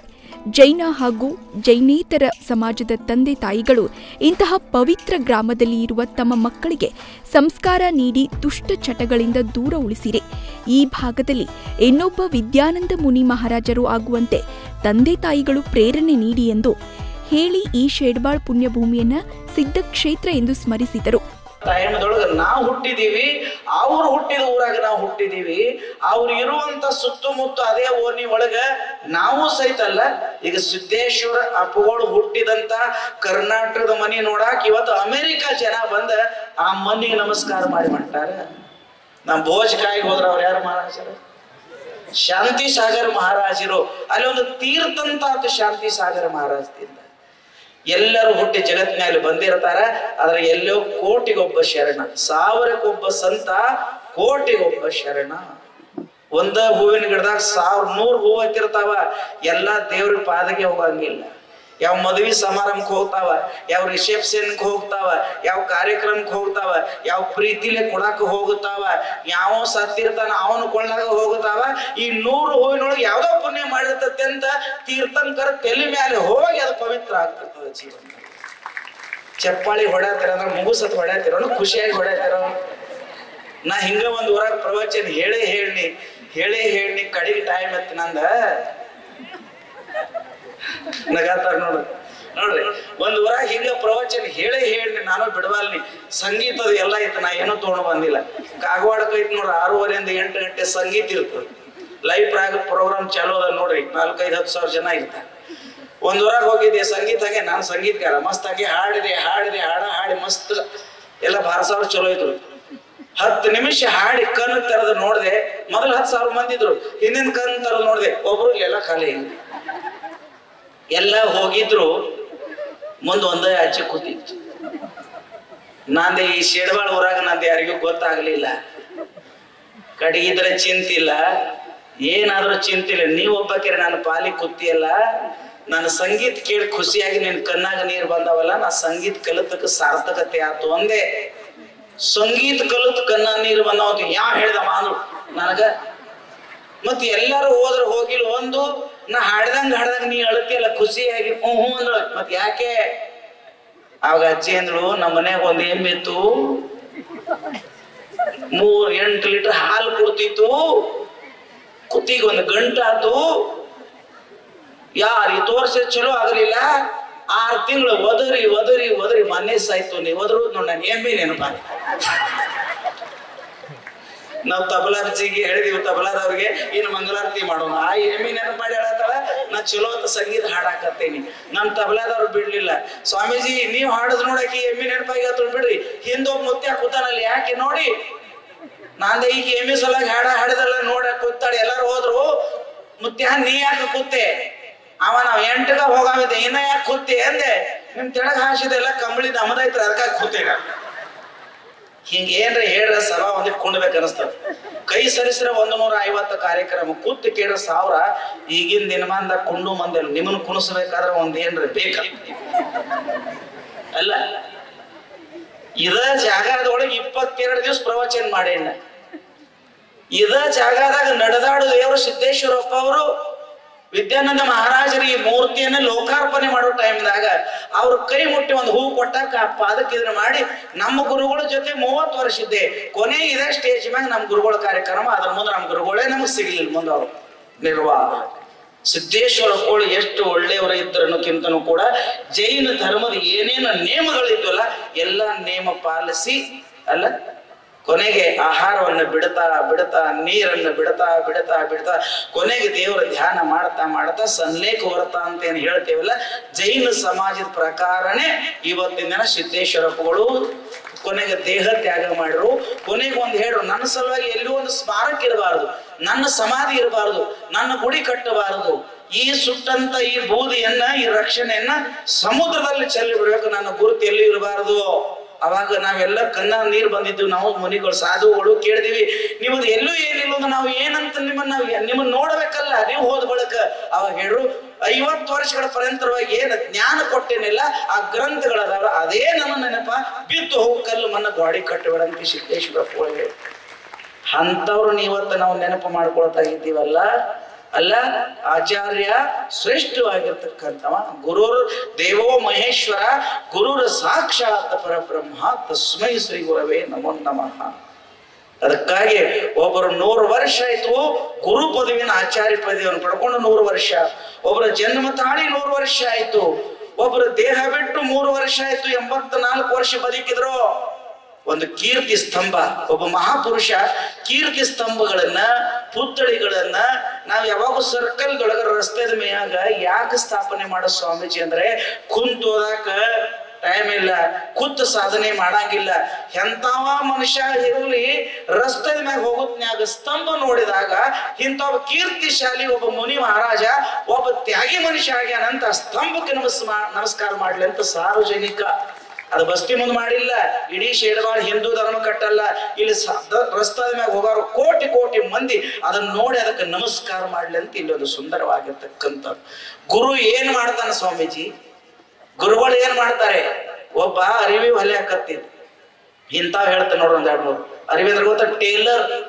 ಒಬ್ಬ ಅರಿವಿ ಹೊಲಿತಿದ್ದ, ಅರಿವಿ ಹೊಲಿಯುವಂತ ಪ್ರಸಂಗದೊಳಗ ಅವನ್ ಮಗ ಅಭ್ಯಾಸ ಮಾಡ್ತಿದ್ದ. SSLC ಸಮೀಪ ಬಂದಿತ್ತು, ಅಪ್ಪ ಹೊಲಿತಿದ್ದ, ದೀಪ ಅಡ್ಡ ಗೋಡೆ ಮೇಲೆ ಇಟ್ಟಿದ್ರು, ಅಪ್ಪ ಹೊಲಿತಿದ್ದ, ಮಗ SSLC ಅಭ್ಯಾಸ ಮಾಡ್ತಿದ್ದ. ಮಗ ಜರ ಶಾಣೆ ಇದ್ದ. ಅಪ್ಪ ಅಪ್ಪಗಂದ, ಅಪ್ಪ ಅಂದ, ಏನ ಅಂದ, ಅಪ್ಪ ಕತ್ರಿಗೆ ಎಟ್ಟು ಕೊಟ್ಟಿ? ಒಂದ ಕತ್ರಿಗೆ 1,000 ರೂಪಾಯಿ ಕೊಟ್ಟೇನಿ. ಕತ್ರಿಗೆ 1,000 ಕೊಟ್ಟೇನಿ. ಹೌದಾ, ಕತ್ರಿಗೆ 1,000 ಕೊಟ್ಟೇನಿ. ಸೂಜಿಗೆ ಎಟ್ಟು ಕೊಟ್ಟಿ? ಸೂಜಿಗೆ 1 ರೂಪಾಯಿ ಕೊಟ್ಟೇನಿ. ಯಪ್ಪ 1,000 ಕತ್ರಿ ಕಾಲಾಗಿ ಇಟ್ಕೊಂಡಿದಿ, 1 ರೂಪಾಯಿ ಸೂಜಿ ತಲೆ ಮ್ಯಾಗ ಇಟ್ಕೊಂಡಿ, ಇದು ತಪ್ಪಲ್ಲಣ್ಣ ಅಂದ. ಅಪ್ಪ ಒಂದು ಮಾತು ಹೇಳಿದ, ಮಗನೇ ಕತ್ರಿ 1,000 ರೂಪಾಯಿ ಕೊಟ್ಟರು ಸಹಿತ ಚಲೋ ಇದ್ದಂತ ಅರಿವೇನೆಲ್ಲ ಕತ್ತರಿಸಿ ತುಕ್ಕಡಿ ಮಾಡಿ ಚೆಲ್ತದ. ಸೂಜಿ 1 ರೂಪಾಯಿ ಇದ್ರು ಸಹಿತ ತುಕ್ಕಡಿ ಆಗಿ ಬಿದ್ದ ಅರಿವೇನು ಹೊಲದ ಒಂದು ಚಂದ ಅಂಗಿ ಮಾಡ್ತದಂತ ತಲೆ ಮ್ಯಾಗ ಇಟ್ಕೊಂಡೆ. ಈ ಸಾಧು ಸನ್ಯಾಸಿಗಳ ಕಡೆ ಏನೂ ಇಲ್ಲ, ನಮ್ಗೇನ್ ಜಡ್ ಪ್ಲಸ್ ಅದ, ನಮ್ಗೆ ಯಾವ್ದಾರ ಫಂಡ್ ಬರ್ತದ, ನಿಮ್ಮ ಫಂಡ್ ಮ್ಯಾಗ ನಮ್ ಚಾಲೋ. ನಾ ಹೇಳೋದು ಗೊತ್ತದೇನ್ರಿ, ಏನು ನೀವ ದಾನ ಮಾಡಿದಾಗ ನಮ್ಮ ಗೋಡಿ ಎತ್ತಂತ ತಂದೆ ತಾಯಿಗಳನ್ನು ಬಿಟ್ಟು ಬಂದಾಗ, ಹುಟ್ಟಿದಂತ ಮನೆ ತ್ಯಾಗ ಮಾಡಿ ಬಂದಾಗ, ಸಮಾಜನೇ ನಮ್ಮ ತಂದೆ ತಾಯಿಗಳು, ಹಿಂದ್ ಮುಂದೆ ಯಾರು ಇಲ್ಲದಂತ ಸನ್ಯಾಸಿಗಳು, ಅವ್ರಿಗೆ ಯಾವ ಕೊಡೋ ತಗೊಳ್ಳೋ ಸತ್ತಾಗಿಲ್ಲ. ಆದ್ರೆ ರಾಜ್ಯ ಸತ್ಯ ಒಳಗ ಎತ್ರ ಸಿಂಹಾಸನ ಮೇಲೆ ಕೂತವ ಸಹಿತ ಬಂದ ಪಾದಕ ಯಾಕೆ ತೆಲಿ ಊರ್ತಾನಂದ್ರೆ ಸೂಜಿ ಕೂಡಿಸ್ತದ, ಕತ್ರಿ ಅಗಲಿಸ್ತದ ಜೀವನದಲ್ಲಿ. ನಮ್ಮ ಅಕ್ಕಡಿ ಕಡೆ ಆಗಿರುವಂತ ಮನಸ್ಸನ್ನ ತುಕಡಿ ತುಕಡಿಯಾಗಿ ಮೆಲ್ಕಿ ನೋಡಿ ತಳಕಿ ನೋಡಿ ಊರಾನ ಬಸ್ತಿತ್ತು, ಆಟೋದಾನ ಬಸ್ತಿ, ನಡುವಿನ ಬಸ್ತಿ, ಊರ್ ಹೊರಗೆ ನಾವೆಲ್ಲ ಜೈರ. Do understand? ನಾ ಏನ್ ಹೇಳ್ಬೋದ? ನಾವೆಲ್ಲ ಜೈರ. 4 ಬಸ್ತಿ, 28 ಪಾರ್ಟಿ, ಬಸವನ ಗುಡಿಯಾಗ 11 ಕಮಿಟಿ, ಲಿಂಗಾಯತರಂತೂ ಹೇಳೋದು ಬೇಡ, 111 ನಂಬರ್ ಗಾಡಿ ನಮ್ಮ ಎಲ್ಲ 111 ನಂಬರ್ ಪ್ಲೇಟ್. ಹಿಂಗ್ಯಾಕ್ರಿ ಸ್ವಾಮೀಜಿ ಅಂತಂದ್ರೆ ನಂದೊಂದು ಬೇರೆ ನಿಂದೊಂದು ಬೇರೆ ಈ ಸಮಾಜ ಸುಖ ದುಃಖದೊಳಗೆ ನಮ್ಮ ಮನಸ್ಸು ಆ ಕಡೆ ಆಗಿ ತುಕಡಿ ಆಗಿರ್ತೇವಲ್ಲ. ಇಲ್ಲಿ ಸದ್ಗುರು ಆಚಾರ್ಯ ಮುನಿ ಅನ್ನತಕ್ಕಂಥ ಒಬ್ಬ ವ್ಯಕ್ತಿ ಅದಲ್ಲ, ತನ್ನ ಧರ್ಮದ ಧಾರದಿಂದ ವಿಚಾರ ಶಾಸ್ತ್ರದಿಂದ ಎಲ್ಲರ ಮನಸ್ಸನ್ನ ಕೂಡಿ ಒಡಿಲಾರ್ದಂಗ ಒಂದು ಅಖಂಡ ಭಾರತವನ್ನ ಒಂದು ಸಮಾಜ ನಿರ್ಮಾಣ ಮಾಡ್ತಾರಲ್ಲ ಅವನಿಗೆ ಆಚಾರ್ಯ ಅಂತ ಹೇಳ್ಬೇಕು. ಇಲ್ಲಿ ಇದ್ದವ್ರು ನೀವು ಯಾರು ಸಾಮಾನ್ಯ ಇದೀರಿ? ಇದು ಸಿದ್ದೇಶ್ವರಪ್ಪ ಅವ್ರ ಮನೆಗೆ ಗೊತ್ತಿರಲಿ, ಅದ ನಾವು ಅಟ್ಟು ದೊಡ್ಡವರಲ್ಲ. ನೀವು ಇದ್ದವ್ರೇನು ಸಾಮಾನ್ಯ ಇದ್ರಿ ಏನು? ಎಲ್ಲರಲ್ಲಿ ಒಂದು ಶಕ್ತಿ ಅದ ಅಲ್ಲ, ಎಲ್ಲರಲ್ಲಿ ಒಂದೊಂದು. ನಂದ್ರೆ ಅವ್ರ ಕಡೆ ಒಂದು ಶಕ್ತಿ ಅದ, ಆಶ್ರಮ್ ಚೇರ್ಮನ್ ಅವ್ರ ಕಡೆ ಒಂದು ಶಕ್ತಿ ಅದ, ನಮ್ಮ ಯುವಕ ವೀರ ಸೇವಾದಳ ಕಡೆ ಒಂದು ಶಕ್ತಿ ಅದ, ನಮ್ಮ ಮಹಿಳಾ ಸಂಘದ ಹೆಣ್ಮಕ್ಳು, ನಮ್ಮ ತಾಯಿಗಳ ಕಡೆ, ನಮ್ಮ ವಕೀಲರದ ಹುಡುಗರು, ಇಂಜಿನಿಯರ್ ಇದಾರ, ದೊಡ್ಡ ದೊಡ್ಡ ಹುದ್ದೆದೊಳಗದಾರ, ದೊಡ್ಡ ಪ್ರಗತಿಪರ ರೈತರದಾರ, ದೊಡ್ಡ ಎಲ್ಲ ಅದೀವಿ. ನಾವು ಒಡೆದು ಎಲ್ಲ ಕಡೆ ಅದೀವಿ ಅಂದ್ರೆ ಒಂದು ಸಮಾಜ ನಿರ್ಮಾಣ ಆಗಂಗಿಲ್ಲ. ಒಂದೊಂದು ರತ್ನ ಎಟ್ಟೆಟ್ಟು ಕಿಮ್ಮತ್ ಅಂದ್ರೆ ಡೈಮಂಡ್ ಒಂದೊಂದು ರತ್ನ ಕಿಮ್ಮತ್ತ 1 ಲಕ್ಷ ರೂಪಾಯಿ. 1 ರತ್ನ ಹರಳ ಕಿಮ್ಮತ್ 1 ಲಕ್ಷ. 108 ರತ್ನ ಹಳ್ಳ ಕಿಮ್ಮತ್ತು 1,08,00,000. ಅದ್ರ ಒಂದೊಂದೇ ರತ್ನ ಹಳ್ಳ 1 ಲಕ್ಷ ಕಿಮ್ಮತ್ ಅದಾವ. ಅದ್ರ 108 ರತ್ನ ಡೈಮಂಡ್ ಹಾರ ಆಗ್ಬೇಕಾಗಿತ್ತಂದ್ರ 108 ರತ್ನ ಹಳ್ಳದೊಳಗ 1 ರೂಪಾಯಿದ ಒಳಗ ಧಾರಿದ್ದ ಒಳಗ ಡೈಮಂಡ್ ಹಾರ ಮಾಡಕ್ ಬರ್ತದೆ. ಸೋಂದಾ ಮಠದ ಭಟ್ಟಾಲಂಕ ಸ್ವಾಮೀಜಿ, ಕೊಲ್ಲಾಪುರ ಜೈನ ಮಠದ ಲಕ್ಷ್ಮೀ ಸೇನಾ ಭಟ್ಟಾರ್ಕರ್ ಶೇಡ್ಬಾಳದ ಭಕ್ತಿಪೂರ್ವಕವಾಗಿ ಜರುಗಿದ ಈ ಸಮಾರಂಭವನ್ನ ಗಮನಿಸಿ ವಿದ್ಯಾನಂದ ಮುನಿ ಮಹಾರಾಜರು ಈ ಪಟ್ಟಣದಲ್ಲಿ ಜನಿಸಿದ್ದರಿಂದ ಇಲ್ಲಿಯ ಎಲ್ಲಾ ಜನರು ಪುಣ್ಯವಂತರು ಎಂದರು. ಅನಿಸ್ಕೊಂಡಿರ್ತಕ್ಕಂಥ ಬರೀ ಜೈನ ಧರ್ಮದ ಬೋಧನೆಯನ್ನು ಮಾಡದೇನೆ ವಿಶ್ವಕ್ಕೆ ಮಾನವ ಧರ್ಮವನ್ನ ತಿಳಿಸ್ಕೊಟ್ಟು ರಾಷ್ಟ್ರಕ್ಕೆ ಹಿತವಾಗಿರ್ತಕ್ಕಂಥ ಬೋಧನೆಯನ್ನು ಮಾಡಿ ರಾಷ್ಟ್ರ ಸಂತ ಎನಿಸಿಕೊಂಡಿರ್ತಕ್ಕಂಥ ಜೈನ ಧರ್ಮಕ್ಕೆ ಯಾವಾಗ ಅಡಚಣೆಗಳು ಆತಂಕಗಳು ಬರ್ತದೆ, ಆ ಅಡಚಣೆ ಆತಂಕಗಳನ್ನ ನಿವಾರಣೆ ಮಾಡಿ ಎಲ್ಲರಿಗೂ ಕೂಡ ಸನ್ಮಾರ್ಗವನ್ನ ತಿಳಿಸಿರ್ತಕ್ಕಂಥ, ವಿಘ್ನಗಳನ್ನ ನಾಶ ಮಾಡಿರ್ತಕ್ಕಂಥ, ದೆಹಲಿಯಲ್ಲಿ ಕುಳಿತುಕೊಂಡು ಇಡೀ ಭಾರತ ದೇಶದ ಯಾವುದೇ ಭಾಗದಲ್ಲಿ ಯಾವುದೇ ಸಮಸ್ಯೆಗಳು ಉದ್ಭವಿಸಿದ್ರು ಕೂಡ ಅಲ್ಲಿಂದ ತಮ್ಮ ಮಾರ್ಗದರ್ಶನ ಆಶೀರ್ವಾದವನ್ನು ಮಾಡಿ ಆ ಒಂದು ಸಮಸ್ಯೆಯನ್ನ ಕ್ಷಣಾರ್ಧದಲ್ಲಿ ಪರಿಹಾರ ಮಾಡ್ತಕ್ಕಂಥ ಆಚಾರ್ಯರು, ಒಬ್ಬ ಸಂತರು, ಅವರು ಶೆಡ್ಬಾಳದವರು ಅಂತ ಹೇಳಿದ್ರೆ ನಮಗೆಲ್ಲರಿಗೂ ಹೆಮ್ಮೆ ಅನ್ನಿಸ್ತದೆ. ಈ ಒಂದು ನಾವು ಯಾವಾಗ ಈ ಕಡೆ ಭಾಗಕ್ಕೆ ಬರ್ತೀವಿ ಅವಾಗ ಆಶ್ರಮಕ್ಕೆ ಹೋಗಿರ್ತೀವಿ, ಈ ಕಡೆ ಬರ್ತೀವಿ, ಈ ಮಣ್ಣಿಗೆ ನಮಸ್ಕಾರ ಮಾಡ್ತೀವಿ. ಯಾಕೆ ಅಂತ ಹೇಳಿದ್ರೆ ಈ ಮಣ್ಣು ಅನೇಕ ಭಾರತ ದೇಶದಲ್ಲಿ ಧರ್ಮ ಸುಧಾರಕರನ್ನ, ರಾಷ್ಟ್ರ ಹಿತಚಿಂತಕರನ್ನ ಕೊಟ್ಟಿರ್ತಕ್ಕಂಥ ಮಣ್ಣು, ತುಂಬಾ ಪವಿತ್ರವಾಗಿರ್ತಕ್ಕಂಥ ಮಣ್ಣು. ಅದಕ್ಕೆ ಶೆಡ್ಬಾಳ ಅಂತ ಹೇಳಿದ್ರೆ ಭಾರತ ದೇಶದಲ್ಲಿ ಎಷ್ಟು ಸಾಧು ಸಂತರಿದ್ದಾರೆ, ಈ ಊರ ಹೆಸರು ಹೇಳಿದ್ರೆ ಸಾಕು ಅವ್ರು ನಮಸ್ಕಾರ ಮಾಡ್ತಾರೆ. ಅಷ್ಟು ಶಕ್ತಿ ಈ ಊರಿಗೆ. ಈ ಊರಿನಲ್ಲಿ ಹುಟ್ಟಿ ರಾಷ್ಟ್ರವನ್ನ ಮುನ್ನಡೆಸಿರ್ತಕ್ಕಂಥ ಒಂದು ಮಹಾನ್ ಶಕ್ತಿ ಚೇತನಗಳು ಈ ಊರಿಂದ, ಅನೇಕ ಚೇತನಗಳು ಈ ಊರಲ್ಲಿ ಹುಟ್ಟಿದೆ. ಅದಕ್ಕೆ ಈ ಭೂಮಿಯ ಹೆಸರು, ಈ ಊರಿನ ಹೆಸರು ಹೇಳಿದ್ರೆ ಅನೇಕ ಆಚಾರ್ಯರು, ಅನೇಕ ಮುನಿ ಮಹಾರಾಜರು, ಅನೇಕ ಮಾತಾಜಿಯರು, ಆರಿಕೆಯರು ಕೈ ಮೇಲೆತ್ತಿ ನಮಸ್ಕಾರ ಮಾಡ್ತಾರೆ. ಅಂತ ಒಂದು ವಿಶೇಷ ಗೌರವ ನಮ್ಮ ಭಾರತದಲ್ಲಿ ಯಾವ್ದಾದ್ರೂ ಊರಿಗೆ ಸಿಕ್ಕಿದೆ ಅಂತ ಹೇಳಿದ್ರೆ ಅದು ಶೇಡ್ಬಾಳ ಗ್ರಾಮಕ್ಕೆ ಸಿಕ್ಕಿದೆ. ಇಲ್ಲಿರ್ತಕ್ಕಂಥ ಎಲ್ಲರೂ ಕೂಡ ಅದಕ್ಕೆ ಹೆಮ್ಮೆಯನ್ನು ಪಡಬೇಕು. ನಾವು ಕೂಡ ಹೆಮ್ಮೆ ಪಡ್ತೀವಿ. ಯಾಕೆ ಅಂತ ಹೇಳಿದ್ರೆ ಈ ಊರು ನಮ್ಮೂರು ಅಂತ ಹೇಳಿ ನಾವು ಕೂಡ ಹೆಮ್ಮೆ ಪಡ್ತೀವಿ. ಯಾಕೆ ಅಂತ ಹೇಳಿದ್ರೆ ಈ ಊರು ನಮ್ಮ ಕರ್ನಾಟಕ ರಾಜ್ಯದಲ್ಲಿದೆ, ಕನ್ನಡ ಮಣ್ಣಿನಲ್ಲಿದೆ ಅನ್ನೋದು ನಮಗೆ ಗೌರವವನ್ನು ತಂದು ಕೊಟ್ಟಿದೆ ಅಂತ ಹೇಳಿ. ಅಷ್ಟು ಶಕ್ತಿ ಈ ಊರಿನಲ್ಲಿ. ನಾವು ಈ ಊರಿನ ಮಹಿಳೆಯರಿಗೆ ವಂದಿಸ್ತೀವಿ. ಯಾಕೆ ಅಂತ ಹೇಳಿದ್ರೆ ಅಂತ ರಾಷ್ಟ್ರ ಚೇತನರನ್ನ ಈ ಭೂಮಿಗೆ ಕೊಟ್ಟಿರ್ತಕ್ಕಂಥವ್ರು ನೀವು. ಅದಕ್ಕೆ ನಿಮಗೂ ಕೂಡ ನಾವು ವಂದಿಸ್ತೀವಿ. ಅಂತ ಒಂದು ಶಕ್ತಿಯನ್ನ ಕೊಟ್ಟಿದ್ದೀರಿ ಅಂತಕ್ಕಂಥ ಭಾವ, ಅಂತ ಒಂದು ವಿಶ್ವ ಚೇತನವನ್ನ ಕೊಟ್ಟಿದ್ದೀರಿ ಅಂತ. ಆಚಾರ್ಯರು ರಾಷ್ಟ್ರ ಸಂತ ಅಂತೇಳಿ ಉಪಾಧಿಯನ್ನು ತೆಗೆದುಕೊಂಡ್ರು. ಎಲ್ಲಿಯೇ ಸುರೇಂದ್ರ, ಎಲ್ಲಿಯೇ ವಿದ್ಯಾನಂದಿ ಮಹಾರಾಜರು, ಎಲ್ಲಿಯೇ ರಾಷ್ಟ್ರ ಸಂತ, ಎಲ್ಲಿಂದ ಎಲ್ಲಿಗೆ ಸಂಬಂಧ ನೋಡ್ತಾರೆ. ಅಂತ ಒಂದು ವಿಶೇಷ ಒಂದು ಚೇತನ. ಯಾರಿಗೂ ಕೂಡ ರಾಷ್ಟ್ರ ಸಂತ ಅಂತ ಹೇಳಿ ಉಪಾಧಿಯನ್ನು ಕೊಡ್ಲಿಕ್ಕೆ ಎಲ್ಲರೂ ಯೋಚನೆ ಮಾಡ್ತಾರೆ.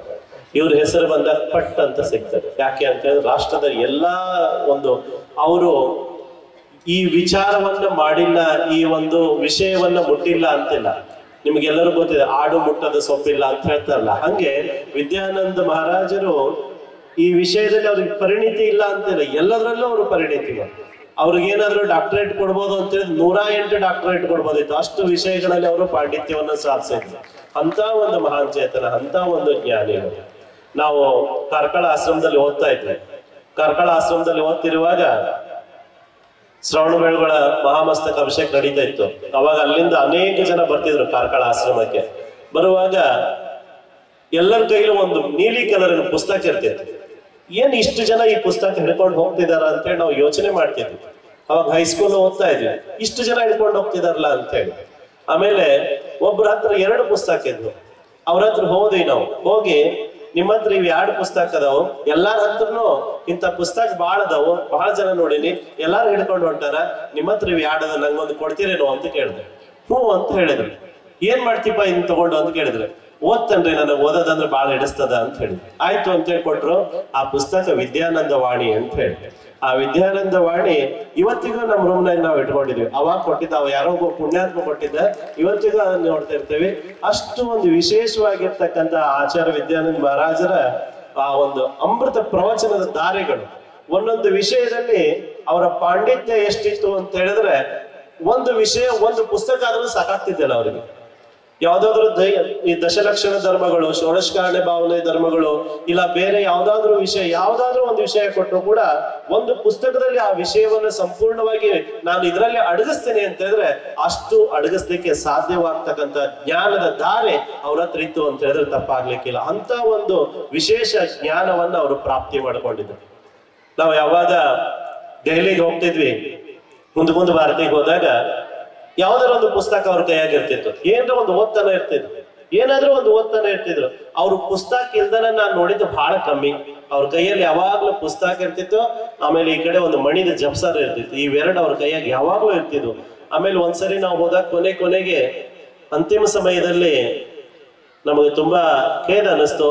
ನಾವು ಸೊಂದದಾಗಿದ್ವಿ, 2019 ಸೊಂದದಾಗಿದ್ವಿ. ಸೊಂದದಾಗಿದ್ದಾಗ ಎಲ್ಲಾ ಕಡೆ ಒಂದು ವಾರದ ಮೊದಲ, ಸಮಾಧಿಗಿಂತ ಒಂದು ವಾರದ ಮೊದಲ ಒಂದು ಮೆಸೇಜ್ ಎಲ್ಲಾ ಕಡೆ ಬಂತು, ಮಹಾರಾಜರ ಸಮಾಧಿ ಆಗ್ಯದ ಅಂತ ಹೇಳಿ. ಅದು ಫೇಕ್ ಮೆಸೇಜ್ ಎಲ್ಲರಿಗೆ ಬಂತು. ನಮಗ ಬಹಳ ಕಳವಳ ಆಗ್ತಿ, ಏನ್ ಹಿಂಗಾಗತ್ತದಲ್ಲ ಅಂತೇಳಿ. ನಮ್ಮ ಮನಸ್ಸು ತಡಿಲಿಲ್ಲ. ತಕ್ಷಣ ಇಲ್ಲ, ನಾನು ಅವ್ರಿಗೆ ಹೋಗಬೇಕು, ಏನೇ ಇದ್ರು ನಾಳೆ ಅವ್ರ ದರ್ಶನ ಆಗಬೇಕು ಅಂತೇಳಿ ಅವಾಗನ ವಿಮಾನ ಹತ್ತಿ ಎಲ್ಲಿಗೆ, ದೆಹಲಿಗೆ ಹೋಗೇ ಬಿಟ್ವಿ ನಾವು. ಹೋಗಿ ಯಾರಿಗೂ ಹೇಳಲಿಲ್ಲ. ತಕ್ಷಣ ನೇರವಾಗಿ ಅವ್ರ ಹತ್ರ ಹೋಗಿ ಅವ್ರ ಆರೋಗ್ಯ ವಿಚಾರಿಸಿದ್ವಿ. ಅವಾಗ ಮಕ್ಕೊಂಡಿದ್ರು, ಬಹಳ ಅವ್ರಿಗೆ ಸಲೇಖನ ಸಮಯದಾಗಿದ್ರು, ಮಕ್ಕೊಂಡಿದ್ರು, ಜಪ ಮಾಡಾಕತ್ತಿದ್ರು. ಅವಾಗ ಈಗ ನಾ ಸ್ವತಃ ಸ್ವಾಮೀಜಿಯವ್ರು ಬಂದವ್ರಿ ಅಂತ ಹೇಳಿದ್ವಿ. ನಮ್ ತಲೆ ಮೇಲೆ ಕೈ ಇಟ್ಟು ಆಮೇಲೆ ಅವ್ರು ಜಪ ಮಾಡಾಕತ್ತಿದ್ರು. ಒಂದು ಜಪ್ಸರ್ ಮಣಿ ಇತ್ತು, ಆ ಮಣಿ ನನ್ನ ಕೈ ಕೊಟ್ರು, ತಗೊಳಪ್ಪ ಅಂತ ಹೇಳಿ. ಅಂತ ಒಂದು ವಾತ್ಸಲ್ಯ ಅವ್ರ ಹತ್ರ ಯಾರು ಹೋದ್ರು ಕೂಡ ವಾತ್ಸಲ್ಯ ಅಂತ ಹೇಳಿದ್ರೆ ತಾಯಿ ಎಷ್ಟು ವಾತ್ಸಲ್ಯ, ಎಷ್ಟು ವಾತ್ಸಲ್ಯ. ಒಂದು ಹಸು ತನ್ನ ಕರುವನ್ನ ಯಾವ ರೀತಿ ವಾತ್ಸಲ್ಯವಾಗಿ ಸಾಕ್ತದಲ್ಲ, ಆ ರೀತಿ ನಮ್ಮನ್ನೆಲ್ಲ ಸಾಕ್ತಿದ್ರು. ಆ ರೀತಿ ಒಂದು ವಾತ್ಸಲ್ಯ ಧಾರೆಯನ್ನ ಇರುತ್ತಿದ್ರು. ಅವ್ರು ಹೆಂಗಿರ್ತಿದ್ರು ಅಂತ ಹೇಳಿದ್ರೆ ಗೋವತ್ಸ ಪ್ರೀತಿ ಸಂಬಂಧ.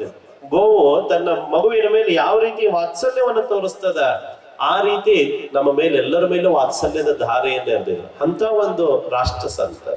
ಅವರು ಜನ್ಮ ಶತಾಬ್ದಿಯನ್ನು ನಾವಿಲ್ಲಿ ಆಚರಣೆ ಮಾಡ್ತೀವಿ. ನಿಜವಾಗ್ಲೂ ತಾವೆಲ್ಲರೂ ಕೂಡ ಯೋಚನೆ ಮಾಡ್ಬೇಕು. ಅವ್ರ ಜೀವನದಾಗ 100 ವರ್ಷದ ಇವತ್ತೇನು ನಾವು 100ನೇ ವರ್ಷ ಆಚರಣೆ ಮಾಡಕತ್ತೇವೆ, ಅವರು ಸಾವಿರಾರು ಲಕ್ಷಾಂತರ ವಚನಗಳನ್ನು ಹೇಳಿದ್ದಾರೆ.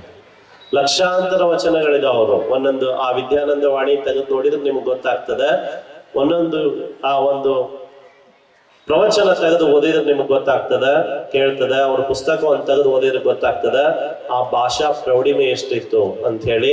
ಅದರಲ್ಲಿ ಒಂದು ಶಬ್ದ ನೀವು ತೆಗೆದು ಹೋದ್ರಿ, ಅದನ್ನ ನಮ್ಮ ಜೀವನದಲ್ಲಿ ಅಳವಡಿಸಿಕೊಂಡು ನಮ್ಮ ಜೀವನದಲ್ಲಿ ಅದನ್ನ ನಾವು ಅಳವಡಿಸ್ಕೊಂಡು ಅದರ ಪ್ರಕಾರ ನಾವು ನಡೆದಿದ್ದೆ ಆದ್ರೆ ನಾವು ಈ ಕಾರ್ಯಕ್ರಮವನ್ನ ಆಚರಣೆ ಮಾಡಿ ಸಾರ್ಥಕ ಆಗ್ತದೆ. ಯಾಕಂತ ಹೇಳಿದ್ರೆ ಬಂದ್ವಿ, ದೊಡ್ಡ ಪೆಂಡಲ್ ಹಾಕಿದ್ರು, ಮಹಾರಾಜರು ಮಾತಾಡಿದ್ರು, ಸನ್ಮಾನ ಆಯ್ತು, ಇಷ್ಟಕ್ಕೆ ನಮ್ ಕೆಲಸ ಮುಗೀತು ಅನ್ನೋದಲ್ಲ. ಅವರು ನಿಮ್ಮೆಲ್ಲರ ಮನಸ್ಸಿನಾಗಿದ್ದಾರೆ, ಹೌದಿಲ್ರಿ? ಎಲ್ಲರ ಮನಸ್ಸಿನಾಗಿದ್ದಾರೆ, ಎಲ್ಲರ ಮನೆಯಾಗೂ ಇದ್ದಾರೆ, ಹೌದಿಲ್ಲ?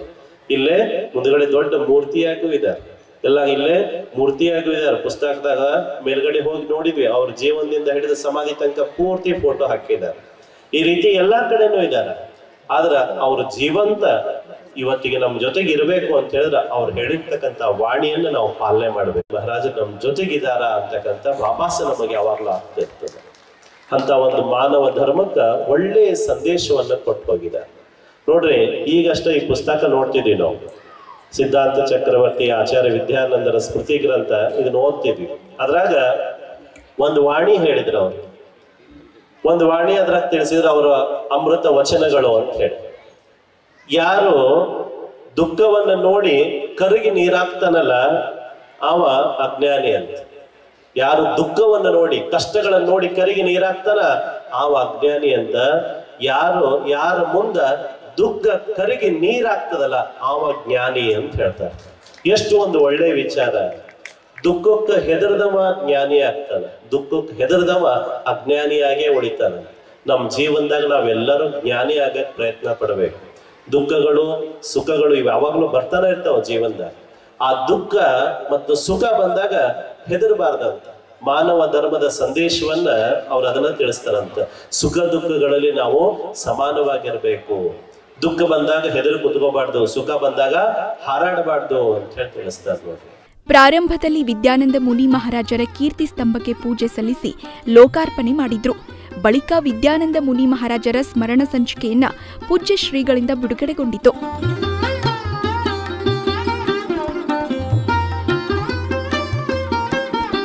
ಪ್ರತಿಷ್ಠಾಚಾರ್ಯರಾದ ಕುಮಾರ್ ಆಲ್ಗೌಡರ್ ಹಾಗೂ ಇನ್ನುಳಿದ ಉಪಾಧ್ಯಾಯರಿಂದ ಭಟ್ಟಾರಕ ಸ್ವಾಮೀಜಿಗಳನ್ನ ಪಾದ ಪೂಜೆ ನೆರವೇರಿತು. ವಿದ್ಯಾನಂದ ಮುನಿ ಮಹಾರಾಜರ ಪೂರ್ವಾಶ್ರಮದ ಮನೆಯನ್ನ ಹೊಸ ದೆಹಲಿಯ ಕುಂದು ಭಾರತಿ ಟ್ರಸ್ಟ್ನವರು ಮುಂಬರುವ ದಿನಗಳಲ್ಲಿ ಸ್ಮಾರಕವಾಗಿ ನಿರ್ಮಿಸಲಿದ್ದೇವೆ ಎಂದು ಘೋಷಣೆ ಮಾಡಲಾಯಿತು.